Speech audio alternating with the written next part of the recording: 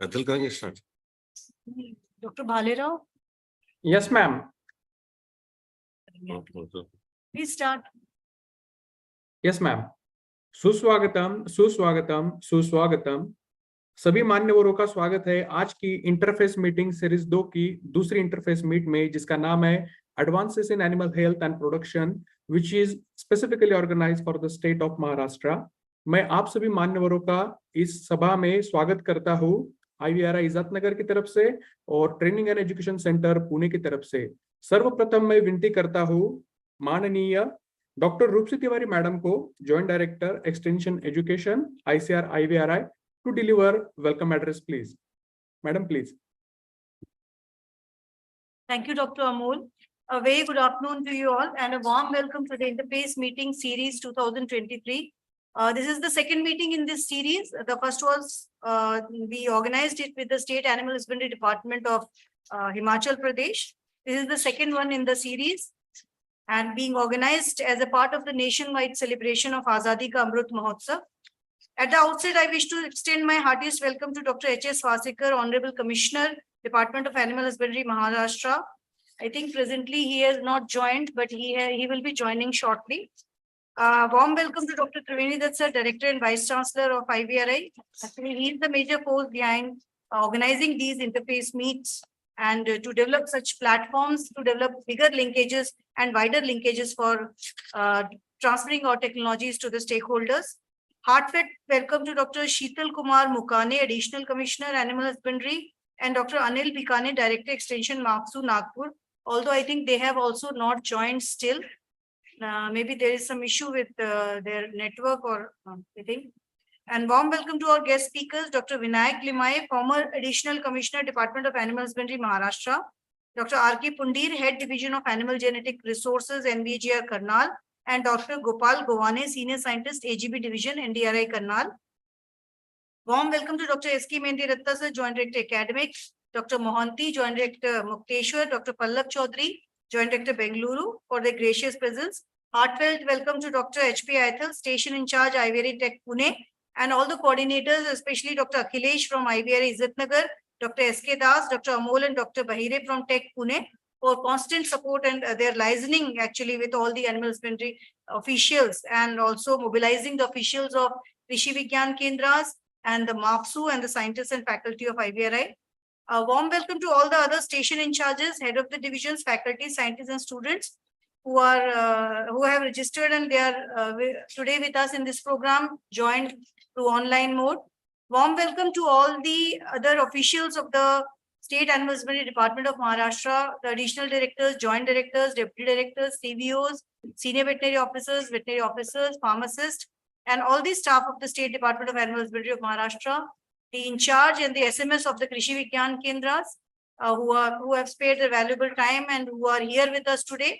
I think these deliberations will be very helpful for chalking out future research and training programs. And last but not the least, a warm welcome to all the chairperson, co-chairperson, rapporteurs, speakers, coordinators of this technical session that will be held just after the inaugural. Just to tell about this meet, why we are organizing this. Actually, this is one of the most important extension program, and we started this in 2009. And that time our Honorable Director Sir was the Joint Director Extension, and he had initiated these meets with various stakeholders, not only Animal Husbandry Department, but with the Krishi Vigyan Kendras, milk cooperatives, NGOs, and industries. So after that, regularly we are organizing these meets, 4 to 5 meets every year. And this time the target is 11 total such meets across the whole country among various stakeholders, including the industry. The major mandate is to generate researchable issues by having a dialogue with the various stakeholders, and also to promote our technologies and develop collaborative extension research, teaching and training programs. Already we are having a number of training programs in collaborative mode, but we want to enhance them in a way. And one such interface meet we had with the State Department of Animal Husbandry Maharashtra in 2021 in online mode. So before going any further, let's take a glimpse of the deliberations, what happened last year, and what is the ATR, what were the actions required, and what has happened, so that we can lay out the expectations for the today's meet. So at present, 271 people, that is the officials, they have registered for this meet. I think still people are joining with us. So please put up the presentation now. So this interface meet is also being viewed live on the YouTube also.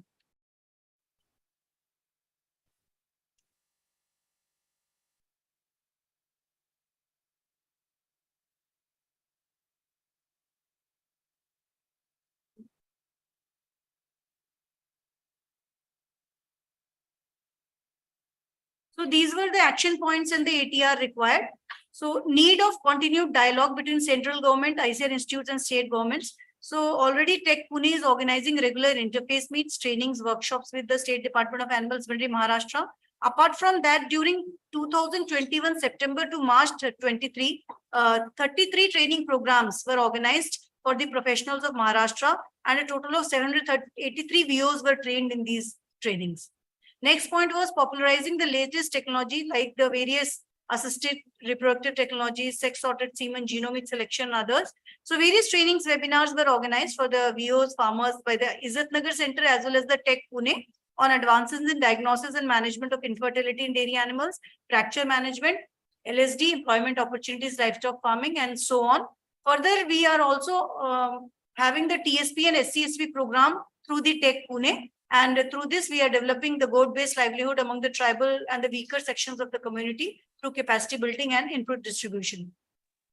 The other points were need for development of newer vaccines and diagnostics for disease surveillance and monitoring. So the action taken, already newer diagnostics for IBD, ND, blue tongue, JE, PPR, and FMD have been developed by the institute. Newer vaccines for brucellosis, CSF, lumpy, JE, IBR, PPR, pox, sheeppox, duck plague, these have also been developed, which can be procured by the State Department.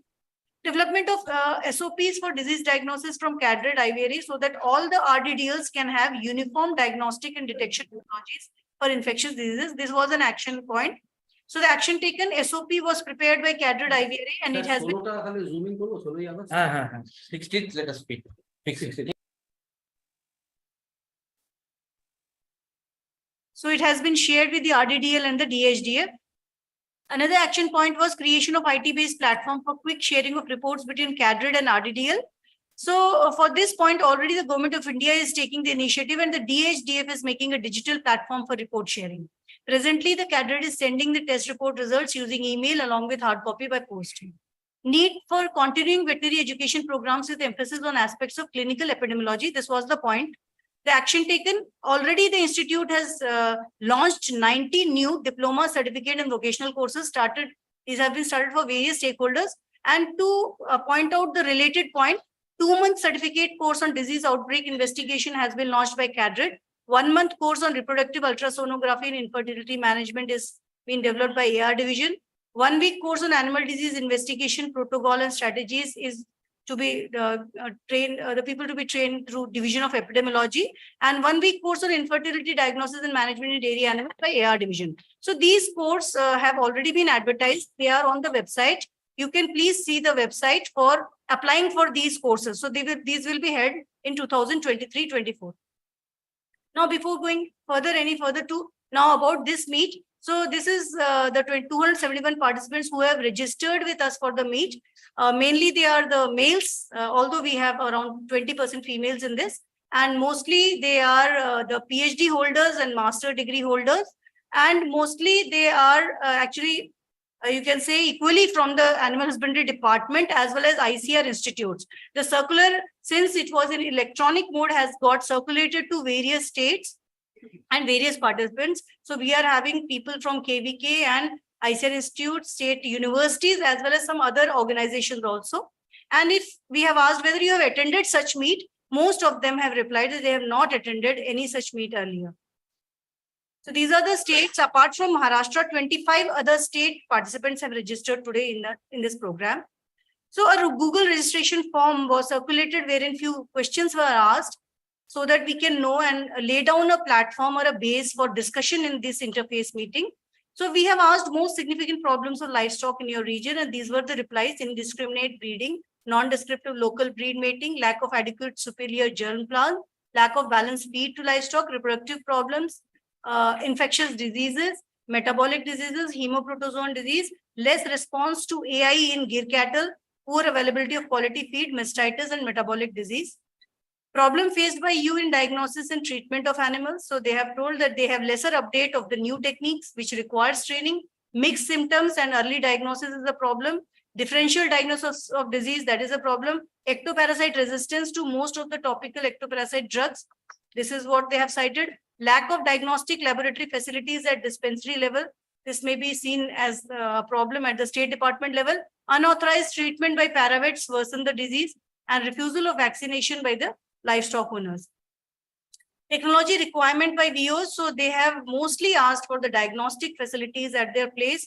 I think IVRA cannot intervene, but of course we can see, put up recommendations. So mostly they are for the X-ray, computed radiography or ultrasonography, hematoanalyzer, biochemical analyzer, software for disease database, and PCR and pen-site diagnostic kits.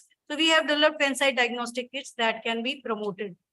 Areas in which you require training. So these are the different areas where they have asked for the training: feed formulation with available local resources, imported diseases and the differential diagnosis and current line of treatment, antimicrobial resistance, pathology and disease diagnosis, advanced laboratory techniques, sustainable livestock breeding, especially pig breeding, they have talked about, reproductive health management, wherein they have talked about the PD, prolapse, relieving dystocia, torsion, etc. Technology requirements of livestock owners. This was also asked for them, that what do you feel are the technologies required for the livestock owners in your place? So they have asked for data recording facilities, field level primary diagnostic facilities, surveillance of diseases, heat detection device, early pregnancy diagnosis kit, availability of sex sorted semen, improved animal and livestock productivity, awareness about contagious disease precautions and preventions, quality fodder production and enrichment of low quality roughages, feed formulation at farmers' doorstep, pure breeds, facility for AI, breeding policy awareness up to root level, that is farmers, and ICT-based apps, that is 24/7 livestock helpline. So IVRA has developed a large number of apps, and I think that will be presented after this in the technical session by Dr. Anuj.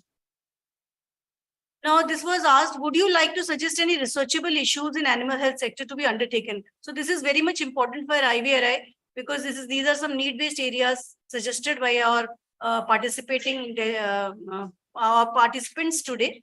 So studies needed for breeding policy in goats to improve meat production, breeding policy for indigenous breeds, area-specific breeding policy, repeat breeding in indigenous or desi cattle, particularly in Kathiawadi cows after AI, effect of antihistamines in infertility, animal nutritional requirements according to regional environment condition, mineral mapping and metabolic profile testing, methane controlled balanced diet, fodder development in Konkan division, simplified procedure to predict future production, utilization of unconventional feeds and enrichment of low quality refuges. Actually, already a large number of research are going on in IVRI. So that can be taken up while we are having the discussion and interactions, because already things have been developed.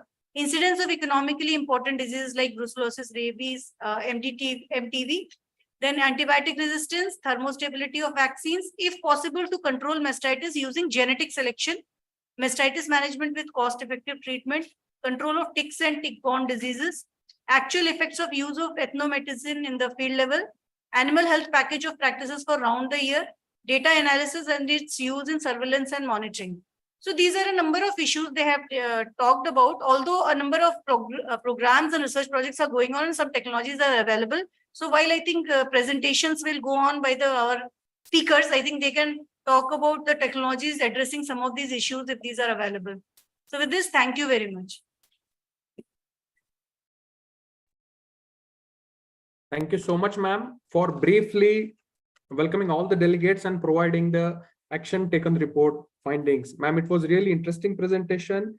Thank you so much, ma'am. Now, may I please request respected Dr. Shital Kumar Mukne Saab, the Additional Commissioner, Animal Husbandry, Pune. Mukne Saab.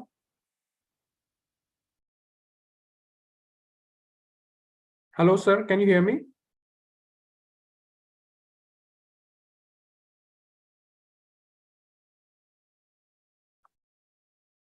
Sir, it seems that Commissioner sir and Additional Commissioner sir both are busy. Maybe they will join later, sir. So with the permission of Chairman sir, may I please request our Honorable Director Saab to kindly give his address.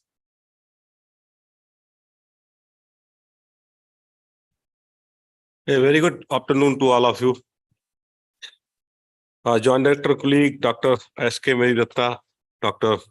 Roopsi Tiwari, Joint Director Extension, distinguished head of divisions of various divisions of IVRI, dear colleagues from NVAGR, Dr. R. Pundir, R.K. Pundir, and our other lead speaker, Dr. Binayak and Dr. Anuj, and dear participants, the veterinary officials of the Maharashtra states and other than Maharashtra states. So really, indeed, it is a matter of great pleasure that the Joint Directorate of Actions and Division of IVRI is organizing the Interface Series 2023. This is the second Interface meeting. On advances in animal health and production with the state officials, veterinary officials of Maharashtra state. So as you are aware that Indian Veterinary Research Institute is a heritage institute of veterinary and animal sciences. We have a couple of our significant milestones in the areas of eradicating various deadly animal diseases. And we have also in our hand a significant number of vaccines and diagnostics which have been developed by the scientists of IVRI. And in addition to this vaccines, diagnostics, and therapeutics, we have a precious germplasm of cattle, buffalo, goat, and pig. We have also developed one important breeds of cross cattle, namely Vrindavani, and we have also developed the important germplasm breed of pig, Landley, and we have also characterized and documented two important germplasms with NVAGR. So dear colleague, this is the very important platform for IVRI, and wherein we showcase our technologies related to livestock health, production, and value additions developed by the institutes. As you are aware that this institute have a very rich IPR portfolio, and I think we have a separate presentation regarding the IVRI technology, animal health and production technology by Dr. Anuj, developed by this institute. In that whole presentation, he will be covering about our IVRI portfolios and also the various technologies related to the animal health and production and value additions developed by this institute. So, as we are all aware that now, beside this research, teaching and outreach activities, we have a full-fledged deemed university imparting education in various 19 MBSc discipline and 17 PhD discipline, in addition to the various 10 national diploma in various animal health and disciplines aspects. So currently this institute has really a transition phase wherein we are transforming our deemed university status into the globally competitive university, and also you see the full-fledged university by 2030. And by 2025, we have been mandated to integrate our the academic stream with the vocational education. So we are on the way in integrating our various academic activities with the vocational courses. So we have a great role in human resource development in the country, and in this area we have also advertised a series of diploma courses, certificate courses, and also the various sponsored training programs. And as per the National Education Policy 2020, as per the policy, we have to comply to enhance the gross enrollment ratios from 26.3 to 50%. And in that, we have taken a couple of initiatives to enhance the gross enrollment ratio. One important step which we have taken, and it's the interest of state officials also, we have already advertised the various courses, advanced courses or vocational courses of diploma, certificate, and other vocational courses. So these courses are very important for not only for us but also for state officials. And now, in order to calculate the gross enrollment ratio, we have to enroll the student in UG, MBSc, and PhD. And also, we have to enroll the participants in various diploma, certificate, and training courses. So, means thereby that this various diploma and certificate and training courses are utmost important for IVRI. As you are aware that the important the focus of national education policy moving towards holistic and multidisciplinary. So in order to make our UG, PG, and PhD education flexible, we have also taken a couple of initiatives. So this phase is very transition phase for IVRI deemed university, and in this phase we really required the greater collaboration with the state department. And state department, because you see we have to tap the resources of the state and also the leading NGOs of the states and the industries working in various states. So at any point of time, we have to send our MBSc student to various industry in lieu of thesis work. We have to provide the opportunity to 50% of the total admission, total MBSc student admitted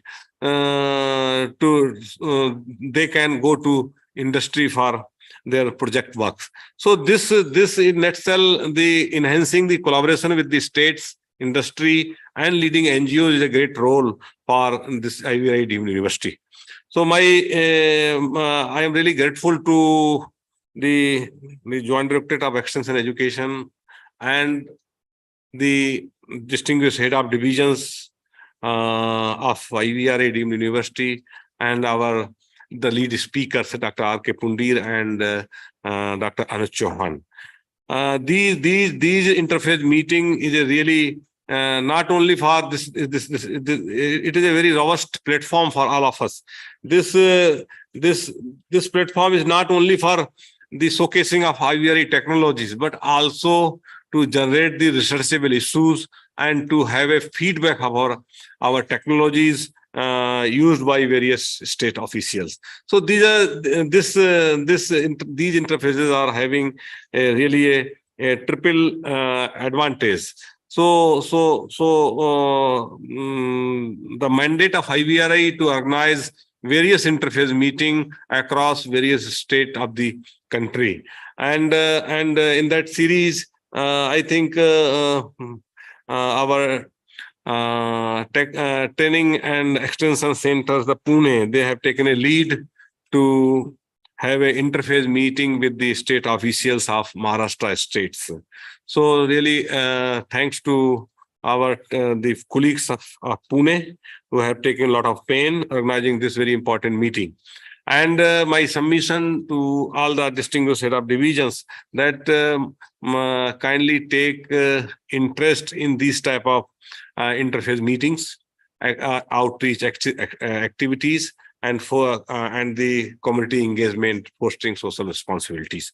If we want to transform our deemed university from the this present status to globally competitive university, this community engagement and fostering social responsibility is one of the important criteria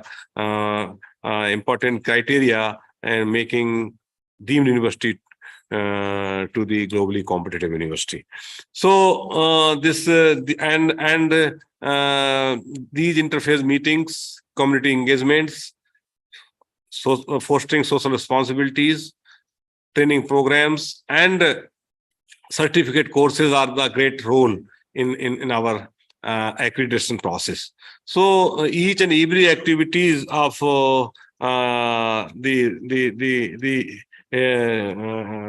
community engagement, besides teaching and research, are important for all of us to have a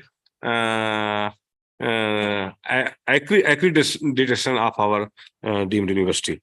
So this I am really grateful to all of you, and thanks to TAC Pune taking a great pain organizing this very important event. Thank you very much. Thank you. Thank you so much, sir, for your kind blessings and very inspiring words, sir. We really look forward to contribute more. Thank you so much, sir. Now, with the permission of chair, may I please request the chairman of technical session, respected Dr. G.K. Gaur, sir, the principal scientist and head of Division of Animal Genetics, ICAR IVRI Izzatnagar, to kindly commence the technical session of this interface meet, please. Respected Gaur, sir, please.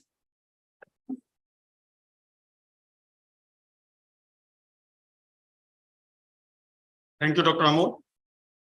Thank you, sir.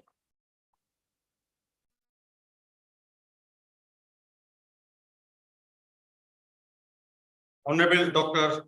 H.S. Vasekar, Commissioner, Department of Animal Husbandry, Maharashtra. Dr. Sharad, Honorable Vice Chancellor, Mapsu Nagpur. Dr. Triveni Datta, Honorable Director, Indian Veterinary Research Institute. Dr. Roopsi Tiwari, Joint Director, Extension. Dr. Mehdi Datta, Joint Director, Academic. Dr. Vinayak, Additional Commissioner, Department of Animal Husbandry, Maharashtra. My colleague, Dr. Kundi, Head, Division of Animal Genetic Resources, NBGR, Karnal. Dr. Gwane, another expert, Senior Scientist, NDRA. Dr. Ethel, all the station in charges, all joint directors, the scientists,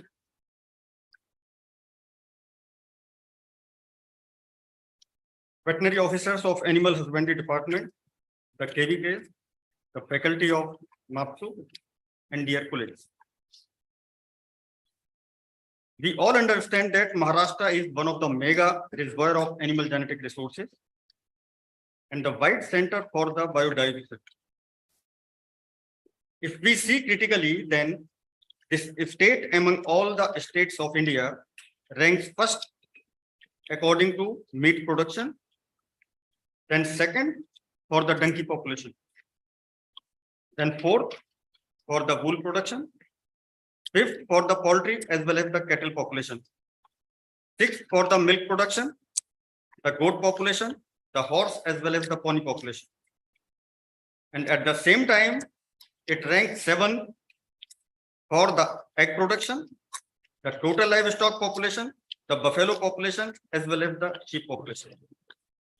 So finally, we can say that this state is very rich in case of biodiversity.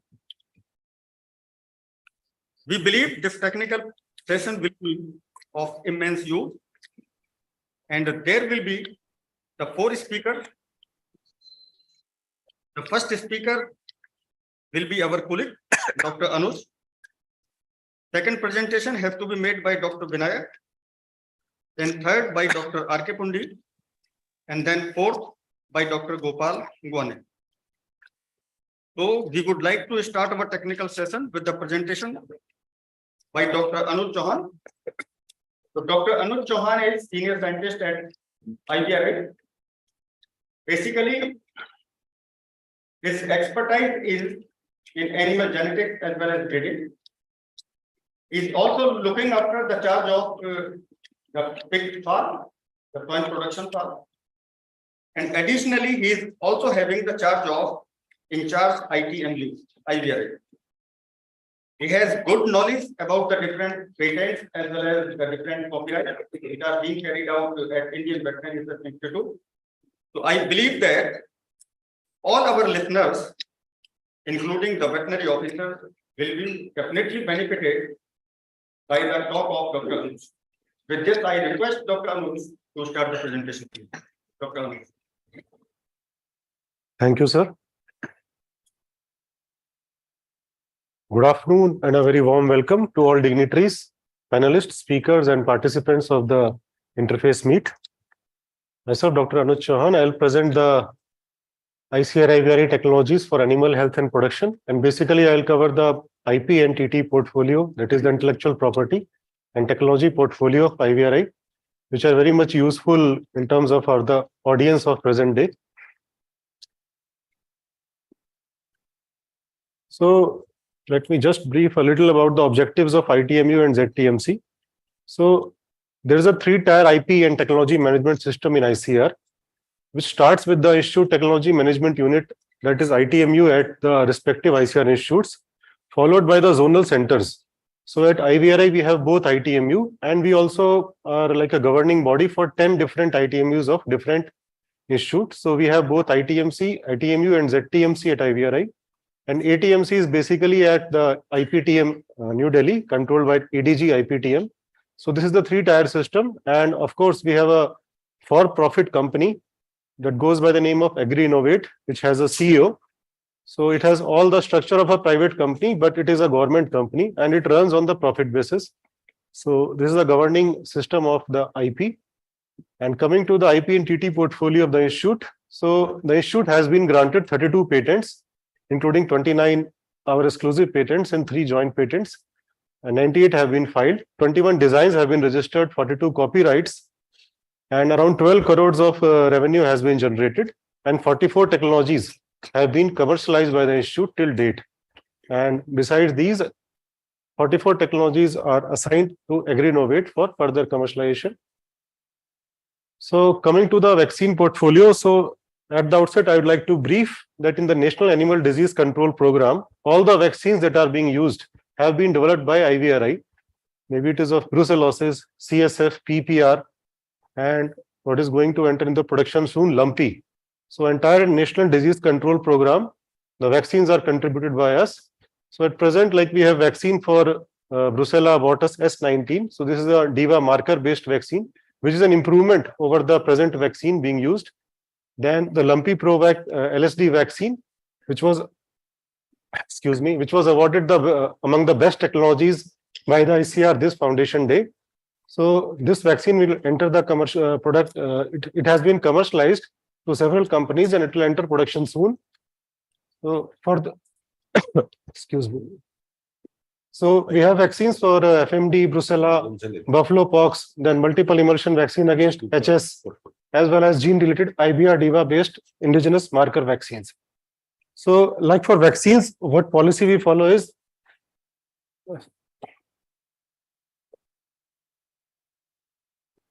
please excuse me for my sore throat. So basically, we have a licensing period ranging from 10 to 15 years and royalty from 5 to 10%. And the cost is different. Like for Brucella abortus S19 strain vaccine, we have the cost of 70 lakh rupees, for lumpy 75 lakh rupees, and accordingly, as per the marketing factor, as per the demand in the market, the cost is calculated. Then a very successful portfolio of ours is in small ruminants, the vaccine for PPR, goat pox, sheep pox. Like for PPR, it has been commercialized to 8 different firms, and as we know, the vaccine offers the lifelong immunity, as well as goat pox and sheep pox have been commercialized to 6 and 5 firms respectively. And we have vaccines for pigs also, like in the present control program also, the vaccine which is used is from our institute, and we have developed one new vaccine for pigs, which is based on indigenous strain. Then for JE also, one vaccine has came up from IVRI, and it is up for commercialization. Then there is a swine septic pustulosis vaccine that also has been commercialized. Then there are 2 important vaccines for poultry, IBD vaccine for chickens and the duck plague vaccine for which is based on live attenuated concept. Then there are vaccines for other animal genetic resources also, camel pox vaccine, vaccine candidate for canine distemper, as well as parvovirus. So these are some of the glimpses of the vaccines which are produced by different firms using the technology taken from us, goat pox, sheep pox, CSF. Then coming to the diagnostic technology portfolio of ICR IVRI.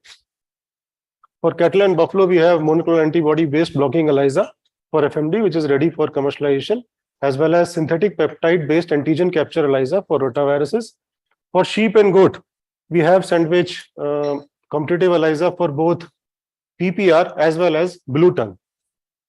Then for pigs, we have Japanese encephalitis, both for detecting active serosurveillance as well as for sero monitoring. We have 2 different kits based on IgM and IgG.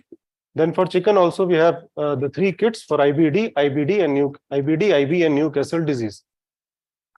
Then these are glimpses of some of the diagnostics which have been developed. Some of them have been commercialized and some of them are ready for commercialization. Then apart from vaccines and diagnostics, we have also very active R&D in the livestock products technologies, and several ready-to-eat meat and milk products have been developed. So these are listed meat products which have been developed. So individually, they are costing around 20,000, 30,000, 50,000, but recently we have bundled them also. So all these 7 can be taken as a bundle in 1.5 lakh rupees. And these are the ready-to-eat products. Then essential oil-based emulsion meat nuggets, instant chicken soup mix, milk chips, milk nimki are also available. Then there are further several technologies, and most of these technologies are not costing much. They are in range of 2 to 4 lakhs. All of them will cost And some of them are very important nowadays, like food animal species identification kit. They can identify the species based on the meat sample we have. Then plant-based quality indicator to monitor the quality of meat, and plant-based time temperature indicator to monitor quality of meat and meat products. In the present day of wellness products, these will be very beneficial. So these are glimpses of those kits. And again, in the field of animal nutrition and feed development, we have very good technologies in terms of area-specific mineral mixture, farming system-based area-specific mineral mixture, then probiotics, and a novel feed supplement. So again, all these technologies are also of not high cost. They're being priced low. So 2.5 to 5 lakhs is their costing. Then further, if we go ahead, the urea molasses mineral block, urea molasses liquid diet, as well as compressed feed blocks for ruminants. Then in the domain of animal reproduction, several very good devices have been developed from IVRI, including the very popular Cystoscope, then fetal extractor, and the thawing devices and cyst ablation devices and genital injection devices. Then further, a problem of fracture, which is a very important which is very difficult to cure in large animals. So very good surgical designs have been developed from IVRI, including the fracture fixation device, locking plate interlocking, as well as devices like urinary catheter. Then apart from these, engineering designs have been developed from IVRI, like the manual and tractor-driven feed block making machine, as well as Treviport and portable downer bovine stand.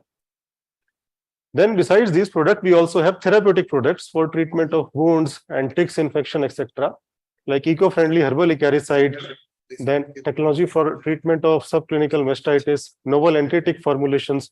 Then the high-end technologies also have been developed using the stem cells, like mesenchymal stem cell-based condition media for wound healing, and then anti-diarrheal and anti-acaricide formulations. Then this is a very popular technology from our institute, which has been developed over years of hard work. And this is basically for farmers and has been taken by farmers directly, as well as NGOs and several government institutes, KVKs. It cost only 50,000, and it is very useful for improving the soil fertility. Then we have developed, the institute has developed various apps. So they are all basically free to use. You only need a smartphone and you can download them from the Google Play Store. And they contain some very vital and very important information for different livestock species, as well as their management, treatment, artificial insemination, dairy management, and other aspects. So these also will be, after the presentation, these also will be shared in the chat box. The links will be shared with you in the chat box, and you can use the links to download these different apps. Then going a further step ahead, we are also going to release a new artificial intelligence based app, or you can say bot, which will not have any human interface, and it will learn by itself, and it will reply automatically to all your queries regarding dairy. So that will come up soon. So these are the commercialized technologies of ICAR IVRI, which have been given to different companies, and they basically we are more towards the vaccines, like the CSF, Lumpy Provac, developed in collaboration with NRC Equine, then PPR, Goatpox, Sheeppox. So as I told, they have different prices as per the demand in market and as per the efforts that have been gone towards their development. Swine septic. Then also we have the diagnostics for different disease in poultry, pigs. And then these are technologies which have been commercialized from nutrition, the specific area-specific mineral mixture, urea molasses mineral block, and certain devices like fetal extractor, Treviport, fracture fixation devices, and health information system, all-in-all skin ointment. And of course, the maximum number of licenses are for the Jagopal vermiculture technology. And recently, 2 technologies have been commercialized in this month itself, the cyst ablation device and the novel feed supplement for cattle and buffaloes. Then these are some other technologies. Then this is the total revenue, and the maximum revenue, of course, comes from the vaccines part. And these are number of technologies which have been commercialized, revenues generated across the different technologies. The maximum, of course, is coming from vaccines and diagnostics, which is our major strength. So these are glimpses of some of the technology transfers, as well as some of the achievements which have been highlighted in the print and electronic media, release of technologies of different vaccines, the kits of diagnostics. Then, so these are the glimpses. Where so the institute activities have been well covered in different newspapers. And at the end, I would like to highlight that this year, Foundation Day, the institute received 2 awards for its very important technologies. One is the lumpy disease vaccine, and one is the FMD vaccine for thermotolerant O strain. So the lumpy is developed in collaboration with NRC Equine, and the thermotolerant O developed in collaboration with DI FMD. So thank you for providing an opportunity to showcase the IVR IP and PT profile. Thank you, Dr. Anuj, for the excellent and exhaustive presentation. And we all understand so many vaccines have been developed by Indian Veterinary Research Institute, along with so many registrations, as well as so many patents, or you can say copyrights. And along with this, we have developed so many links, you can say, in terms of the software or the mobile applications that can be utilized for a variety of purposes. So definitely this kind of presentation is very beneficial to our audiences. So I believe it will be entirely beneficial to the audience. So thank you very much, Dr. Anuj, for the excellent presentation. The second presentation has to be made by Dr. Vinayak. And the title of his presentation will be The Emerging Diseases of Livestock and Their Control. Dr. Vinayak basically has been instrumental figure in disease investigation as well as the control in Western India. Having served as the Joint Commissioner of the Disease Investigation, he has demonstrated expertise and leadership in the field of veterinary sciences. His vast experience and contributions to disease investigations have been pivotal in safeguarding animal health and welfare. So definitely, his talk will be very beneficial or the useful to our audience. So with this short introduction, I request Dr. Vinayak to deliver the presentation, please. Dr. Vinayak.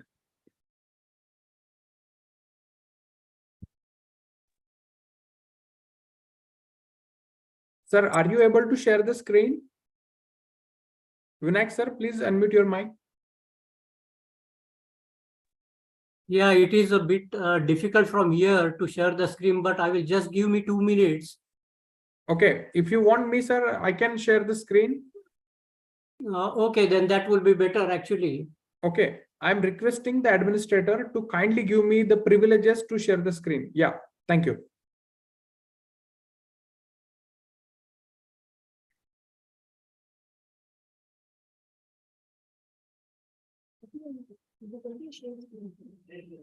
Yeah.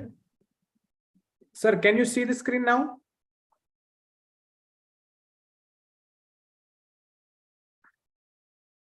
Vinayak sir? Yes, sir, this is okay. Yeah. You please give me the hint, sir, then I will change the slide. Thank you.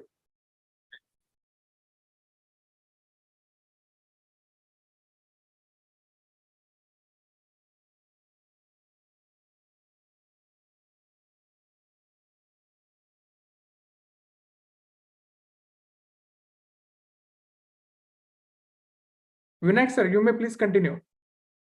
Yeah, but I am not able to see the screen here. Okay. So can you hear me now?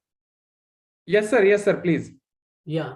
So first of all, I welcome the Honorable Director, IVRI, and also the faculty members from the IVRI, then our Animal Husbandry Commissioner, Dr. Vosekar sir, as well as our Additional Commissioner Technical. So also I welcome the entire field staff from the Maharashtra state, who for whom actually this particular presentation has been prepared, and then that would be much useful for them to control these diseases. Now this particular topic is a very exhaustive one, that is the emerging and re-emerging diseases of animals. Animals, or rather say the livestock diseases. But I have confined myself to certain important diseases which we have been facing in the field recently. So, Girolamo fracassa toror Actually, he said about the syphilis that there will come yet another new and unusual elements in the course of time. And though this disease will pass away, it will later be born again and be seen by our descendants. And this he had quoted about 450 years ago. He was actually a Spanish physician. And that is why these emerging diseases, which are again emerging and re-emerging, those are very important. Now about the health facts, actually, if you would see that about 60% of the existing human infectious diseases are zoonotic. 75% of the infectious diseases of humans, including Ebola, HIV, influenza, new diseases are coming up which are zoonotic in nature, and 80% of the total infectious agent are actually the bioterrorist agents which have been listed under those category. Next slide, please. Now, as far as the animal health and food security is concerned, each night some 81.1 crore people go to bed hungry. More than 70% additional animal protein will be needed to feed the world by 2050. Meanwhile, more than 20% of the global animal production losses are linked to animal diseases. So this is the scenario. Now going to the emerging infectious diseases are new diseases, new problems, new threats. An emerging infectious disease is one that is caused by a newly discovered infectious agent or by a newly identified pathogen which has emerged and whose incidence in human and animals has increased during the last 2 decades and is threatening to increase in the near future. Now, when coming to re-emerging infectious diseases are old diseases and new problems, new threats. Re-emerging infectious disease is one which has been controlled, but once again has risen to be a significant health problem. Now, this term also refers to a disease which was formerly confined to one geographical area and has now spread to other diseases. Now, what are the factors which are responsible for emergence of the infectious diseases? One is human demographics and behavior, technology and industry, economic development, land use, international travel, and breakdown of public health measures, climate and weather, human susceptibility to infections, poverty, social equality, lack of political will, and many others. Next slide. Now, first of all, the major burning problem that has been troubling the state and mostly the majority of the states in India is the lumpy skin disease. Now, the other names for this particular disease would be Capri pox, yak pox, or lumpy skin disease. English acronym is LSD. Basically, this is a pox viral disease. Significant morbidity in cattle. Morbidity rate is around 10 to 20%. Mortality rate is 1 to 5%. Economic losses are mainly from the loss of condition, decreased milk production, abortions, infertility, and damaged hides. But I would like to stress here that the outbreak which we faced in 22-23 was a totally different one, wherein the mortality was much higher in case of heifers and young calves. Now, if we try to see, it is an emerging disease. Now, basically, up to 1929, it was located only in the Zambia, in the African continent. And later on, that the particular disease has spread to the West Asian countries, then to the Europe, and then subsequently in last 2-3 years in Bangladesh, China, Bangladesh, and then it has come down to India. Next slide. Now, if we can see here, up to 1819, India was absolutely free of this particular disease. Next slide. Now, in 2022, I remember in March 19 or say April 19, actually the first case of lumpy skin disease that was seen in one of the states, one of the districts in Maharashtra states. Earlier to that, few of the outbreaks were reported in the state of Orissa. Next slide. So here OIE report, that is the first occurrence of the disease, is 16/11/2019, and the occurrence was on 12/8/2019. Next slide.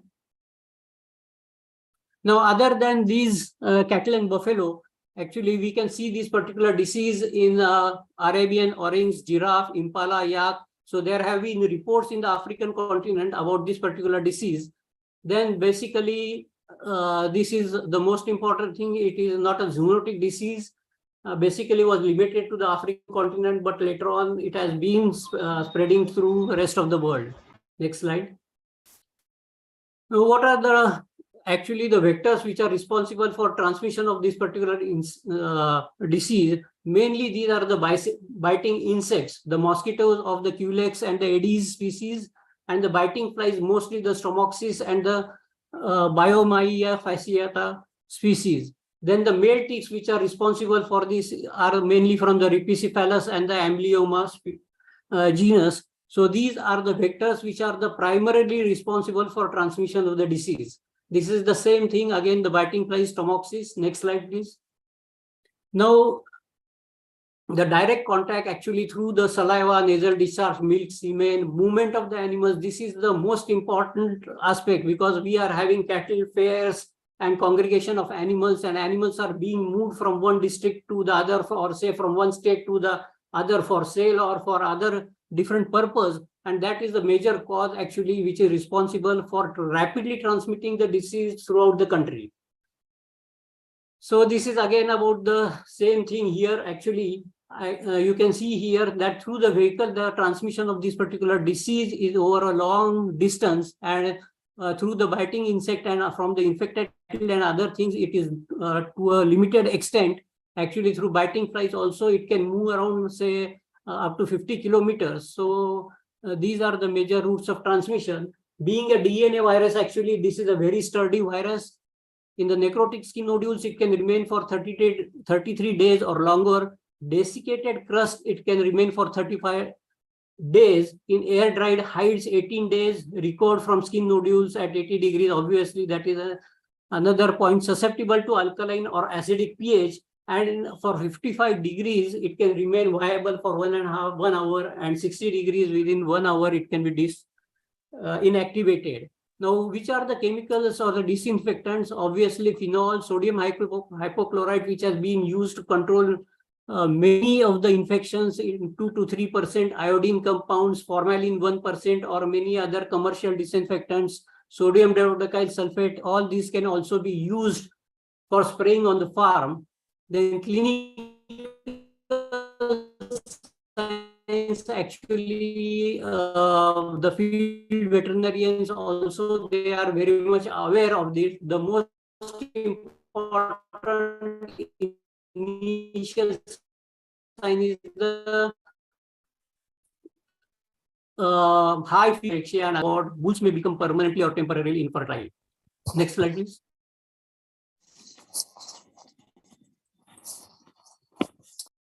Clinical signs, obviously, the cutaneous nodules, those are the most important thing, are present on the various parts of the body, especially the udder, genitalia, limbs, necks, and other things. And then large nodules are also present, which become fibrotic, and they are, for several months, they are called as the Sitchpas. The scars may remain indefinitely. Small nodules may resolve spontaneously without consequences. Next slide. Vesicles and other things, actually limbs, other ventral parts of the body and other things, other areas develop edema and other things on the vulva. So these are the clinical signs that you observe. Now, these are some of the photographs actually where we can see, these are the actual photographs in the field where you can see the conditions in various stages of the disease. So next slide. So this is what I told you about the enlargement of the scapular node. Next slide. So this is the lacrimal and the nasal discharge, which can be seen in the early stage of the disease. Next slide. So early skin lesions would be of this type. Then later on, actually, these would be the skin lesions which become advanced from the early skin lesions. Next slide. So this is what is the decreased milk production, economic loss. That is what we have seen in the state of the Punjab, Maharashtra, as well as Gujarat. Next slide. So this is again the whatever the losses which occur due to these particular diseases are very huge. Next slide. abortion is also there. And actually the infertility and rebreeding, repeat breeding problems also exist. So next slide. ठीक है, तो इतना ही है Yeah, next, deworming में. yeah, next slide. The postmortem lesions, actually characteristic skin nodules are present. Then other than that, you have the nodules in the GI tract, nodules in the lungs, hemorrhages in the spleen, liver and rumen. So next slide. So these are some of the photographs where you can see the lesions in the trachea. So the nodules are present in the trachea, on the skin, then on the lungs. Next slide. So these are certain other photographs which can show the presence of these nodules in gallbladder, liver, spleen, and other organs. Next slide. So these are again the nodules which are present, necrotic areas which are present in the trachea. Next slide, the lesions and other thing photograph. Next slide. So the material which has to be collected, this is the most important part from the field veterinarian point of view. The whole blood, the serum, the swabs of the ocular and nasal discharge when actually you have detected the case in the earlier stage.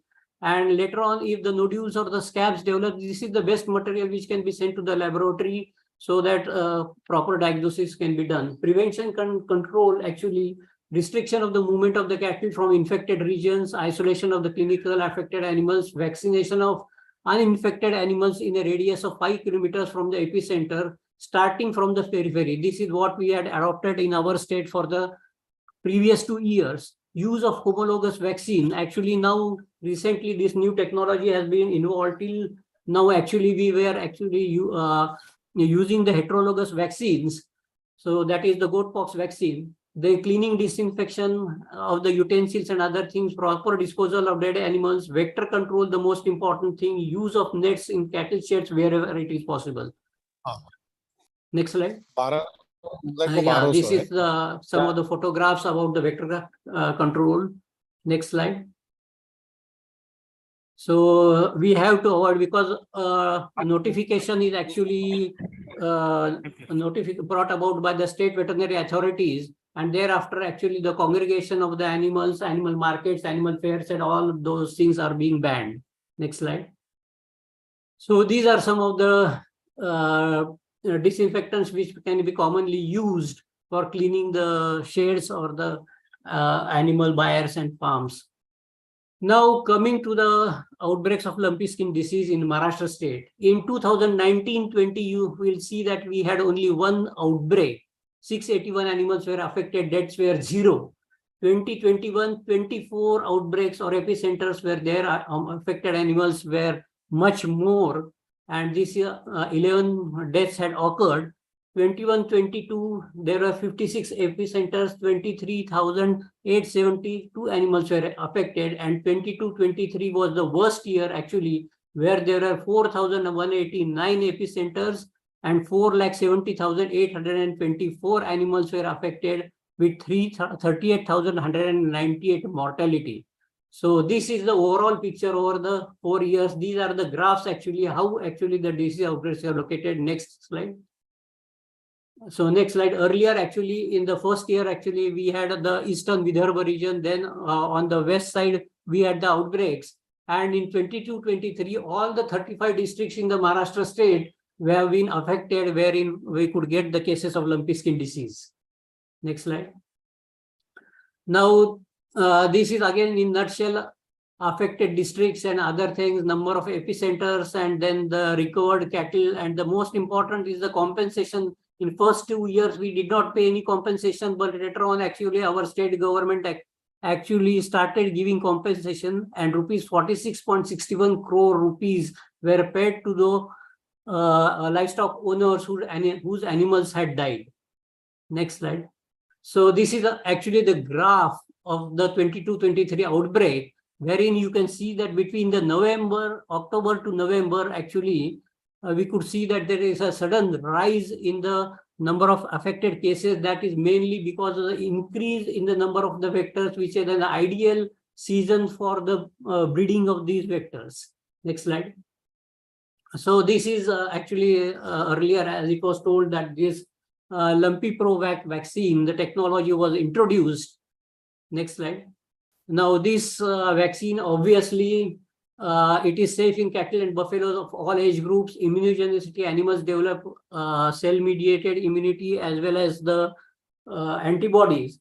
And then from the field data, what has been, this is not a Neethling strain vaccine, but it is close to the Kenyan strain.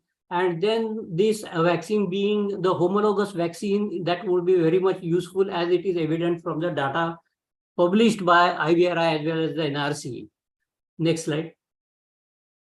So this is again that when they had tested this particular vaccine in the field, nothing of these signs were noticed post-vaccination. Next slide.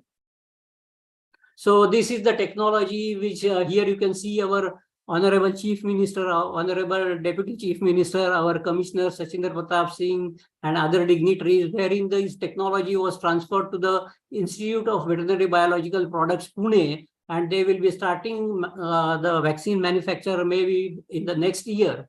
So because that process being more complicated, because they will have to apply to the DCGI, they will undertake the inspection of the facility, and then the trial batches where license would be given and the batches would be submitted to IVRI. The licensing fee is 75 lakhs. Presently, the technology has been given to these 3 institutes, and this is our institute, and we would also start producing this vaccine. Now, this is about the lumpy skin disease, though there are many other points which need to be discussed, but because of the scarcity of the time, actually, I had to confine myself to certain limited points. Now, why I have chosen the African swine fever? Because this is another disease which has been recently introduced within the country, and then very recently introduced within the state of Maharashtra. So these are all the domestic pigs, bush pigs, then wild boars, all these are affected. Next slide. No, this is again the highly infectious contagious disease, notified transboundary disease, and the public, it is not a zoonotic disease. The incubation period is 4 to 19 days. Mortality may go up to 100%. No treatment or vaccine is available. Now here also, if you can, being an emerging disease, you can see that right in 21, actually it was only limited to the African continent, slowly spread to Europe, then to Asia, then South Asia. And in October and February, October 22, the disease was introduced in Maharashtra state, where in district of Sindhudurga, we had 1 outbreak. And then again in the district of Sangli, we had 2 outbreaks. Earlier to that, the disease outbreaks were limited to your northeastern states and Arunachal Pradesh. Thereafter, we had an outbreak in the Bihar state. Then I think in Kerala also, and then Maharashtra also.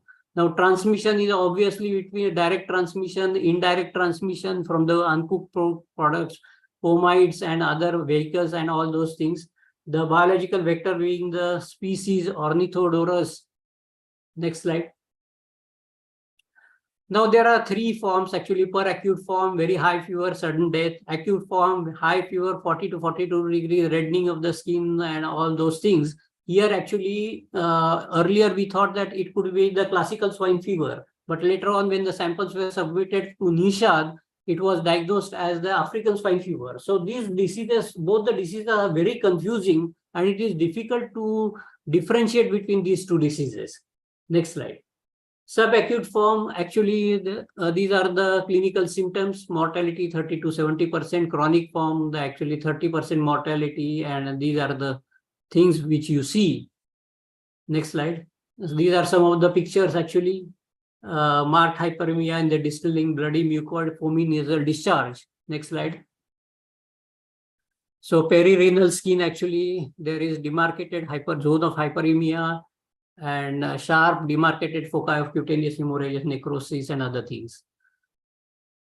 So same thing here, actually even the necrotic foci you can see, and the sloughing of the skin. Next slide. Postmortem lesions, actually the gross lesions are highly variable and influenced by virulence of the isolate and course of the disease. Numerous organs may be affected to varying extent. The carcass is often in good condition in animals that die acutely. Acute form postmortem lesions, hemorrhages in the renal. Basically, there are hemorrhages in the majority of the organs, So in chronic form, focal caseous necrosis, mineralization of the lungs and enlargement of the lymph node. Next slide. So these are the petechiae on the kidney. Here you can see the severe disseminated cortical petechiation and the pale foci along with the infarcts. Urinary bladder also you can see the disseminated petechiae. A straw cloud fluid within the hydropericardium. Next slide. Subendocardial hemorrhages. The lungs are in non-collapsed and edematous state. Dorsal ventral hemorrhages on the ventral consolidation. Pig stomach, also paintbrush appearance, hemorrhages. Here you can see mandibular lymph nodes are hemorrhagic and swollen. Next slide. Then again the pig stomach, hepatogastric and other things. Next slide. So these are the other photographs showing you different lesions in different organs. Next slide. Differential diagnosis actually from these are the different diseases. Actually, heavy metal toxicity, classical swine fever, this is the most confusing disease. And so these are the diseases from which you need to differentiate. Next slide. Samples before collecting or sending the samples, proper authority should be contacted. That is the Nishad Bhopal laboratory. Lymph nodes, spleen, liver, blood, serum, and the tick samples, they need to be sent in proper containers, 3-layered containers. It should be sent to the laboratory and the laboratory should be intimated. Next slide. These are the samples which you can collect for PCR. This is for viral isolation and other things. Next slide. Now, what are the initiatives that have been taken on from the government of India? Advisory to the states on ASF outbreak. We have the National Action Plan on control of African swine fever. 50% compensation has been given through the ASCAD. Remaining 15% compensation has to be given by the state government. Surveillance, zoning, movement control, action plan, culling and compensation, sentinel pig surveillance, and animal quarantine movement check post, which is most important, safe disposal of carcass, cleaning and disinfection. Now here, this has all been described in the action plan, which has been published by Government of India. Here we have a infected zone of 1 kilometer. This is the surveillance zone of 10 kilometers, that is 1 to 9 kilometers, 1 to 10 kilometers. So this is 9 kilometers. And then this is the disease-free zone. So whatever the culling of the entire pig population has to be undertaken within the infected zone. The surveillance zone, we have to undertake the physical surveillance, or if you suspect that there is any unusual mortality, then you can go on for collection of the samples and submit it to the Nishad Bhopal. Next slide. No treatment available, no treatment should be attempted. Depopulation, prevent direct transmission between infected and susceptible. Restriction on pig movements, prevent control, feral and wild hogs. Keep newly acquired pigs separate from the herd for at least 30 days. Next slide. Prevention and control. Actually, there is a practice of feeding the swill and the offals to the pigs. Now, that is a very dangerous practice. Actually, even if you want to feed the swill, you have to properly cook it or heat it and then feed it to the pigs. Disinfection of the vehicles, footwear, clothing, and all other things has to be done. Control of the ticks is an important factor only if the control is tick is established as an factor which is responsible for transmission of the infection. Next slide. So this is how the dumping of the disposal of the pigs is being undertaken. Next slide.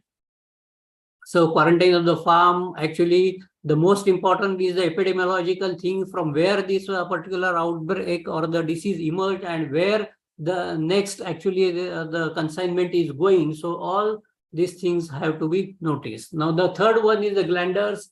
This is also an emerging, or I would say the re-emerging diseases, because we had this particular disease. Next slide. We had this particular disease in 2006. And after 2006, we had this disease in 2007. So basically, this is the disease which is caused in the horses, donkeys, mules, all the solipedes caused by Burkholderia mylae. They are characterized by nodules, ulcerations, and this. The skin affection or the subcutaneous form is known as the farcy, where we have rosy beaded appearance on the skin. The disease is not of public health significance. It is zoonotic, but very few cases have been noticed. Glanders has been. Now, this is what the sero surveillance which we have done in our state. Actually, from 2018-19 or even earlier to that, we have done the surveillance. And actually, the previous slide, please. So these are the number of the positive samples here. So these are the number of samples tested. These are the positive samples. These have been confirmed by sending the samples to NRC. And this year we have tested almost about 4,000 samples and 3 of them have been positive. Next slide. So this is about the 2022-23. These are the outbreaks which we have seen in the different districts. The solid phase ELISA, actually, now the commercial kits are now very well available.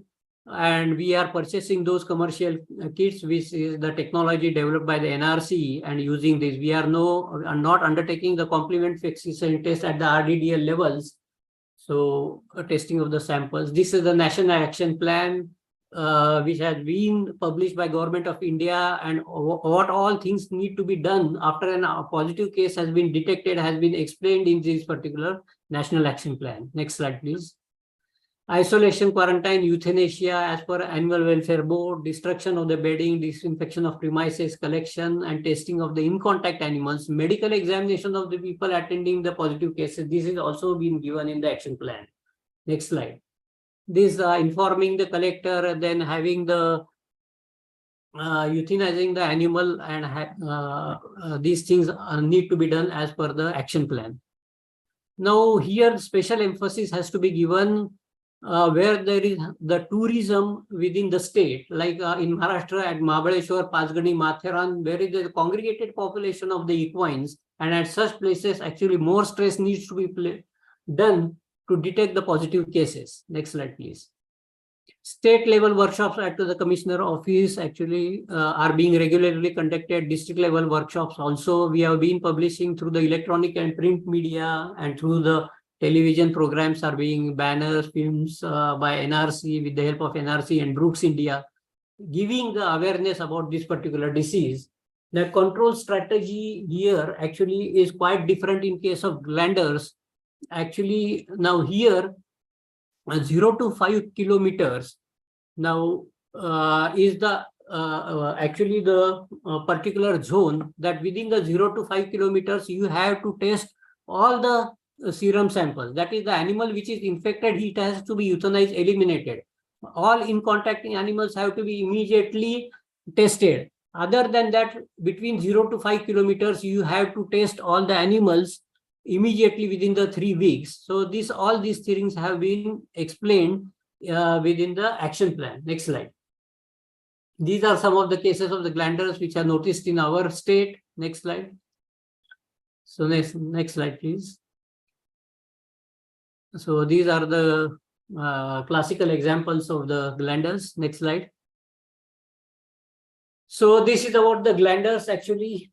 So we have been undertaking the surveillance, trying to detect the positive cases. Compensation is being paid. One very important thing which I would like to bring to the notice of the field veterinarians, actually once the sample is taken from that particular animal which is suspected to be the glanders affected, and when it is submitted to the laboratory for testing, and by the time we get the results from the laboratory, in the meantime if the animal dies, then still the compensation has to be paid to that particular animal owner. So this is actually there is a lot of misunderstanding about that. If before getting the results the animal dies, the owner is not being paid the compensation, but that is not the case. It has been very clearly mentioned in the annual action plan of the Government of India. The next important is the Crimean Congo hemorrhagic fever. Why I have included this particular disease? Because though this disease has actually limited to say 2 states, mainly Gujarat and Maharashtra, human cases in Maharashtra have not been detected, but in Gujarat we have detected human cases also. And Gujarat being our neighboring state, actually we have to be more vigilant and careful about this particular disease. So these are the certain things about this particular disease. Here I would like to stress that animals are only the carriers. and the disease is actually noticed in the human beings, and mortality occurs in human beings. Next slide. Livestock owners, peoples working in the abattoirs, as well as the veterinarians and other allied staff, these are the most susceptible one. This is a tick-borne disease which is spread by the Hyaloma species. Next slide, please. So this is the general, actually, how the virus appears. Next slide. Now, Hyaloma tick in Gujarat, it is known as Itadi. Now, this is a tick-borne disease by the Rhipicephalus, Boophilus, Dermacenter, Exodus species. The ticks are also the natural reservoirs of CCHF. The ticks have 4 life stages. Both male and female can act as a vector, and there is trans-ovarial transmission as well as the trans-stadial transmission from one form to the other. So these are the ticks. Next slide, please. Reservoir, actually the Hyaloma can be acts as a reservoir. Wild and domestic ruminant animals, hares, rodents, camels, sheep, goats are affected. Ostriches are also affected. The most important source of acquisition of the virus by the ticks is believed to be infected small vertebrates on which the immature Hyaloma ticks. Domestic ruminant animals such as cattle, sheep, goats are viremic for around 1 week after becoming infected, and during this stage, actually the ticks feed to the Dr. Vinayak, yeah.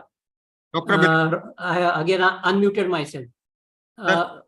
please try to complete within 2-3 minutes. Yes, sir. So this would be the last disease actually. So next slide, please. So this is the geographical distribution. Next slide. The most important thing here is in 2011 in Gujarat state, we had noticed about this particular disease. Next slide, please. So these are the environmental factors which are responsible for the spread of CCHF. Next slide. So this is again the same thing. Next slide. This is the CCHF cycle that we have already explained. Next slide, please. So wild animals to tick to wild animals tick, humans and livestock are accidental hosts, human to human transmission occurs. Incident in India, this is the most important thing. 2011 in Ahmedabad, in these particular villages, that this particular disease had occurred, and thereafter actually the state animal husbandry has been taken, is being taking the sero surveillance in Gujarat as well as the Maharashtra state. Next slide. So in 2020, actually when there were human cases in Botad and Kutch districts of Gujarat, all the districts which are close to the Gujarat border, we had undertaken the sero surveillance in 2021. Now the samples were found to be positive. Next slide. And also no active human cases have been detected. Control measures are actually control of the vector, because that is an important thing. And these are the other control measures which are similar to all other diseases. Next slide. So I think we can stop here, because there is another important disease, that is the bird flu, but actually discussing about so many diseases within the span of such as 35 to 40 minutes, it is a very difficult thing. So basically, I would like to confine myself to these three diseases, which I think are the most economically important diseases from occurring in the livestock in our state as well as throughout India. So thank you very much. Thank you, Dr. Vinayak, for the excellent presentation.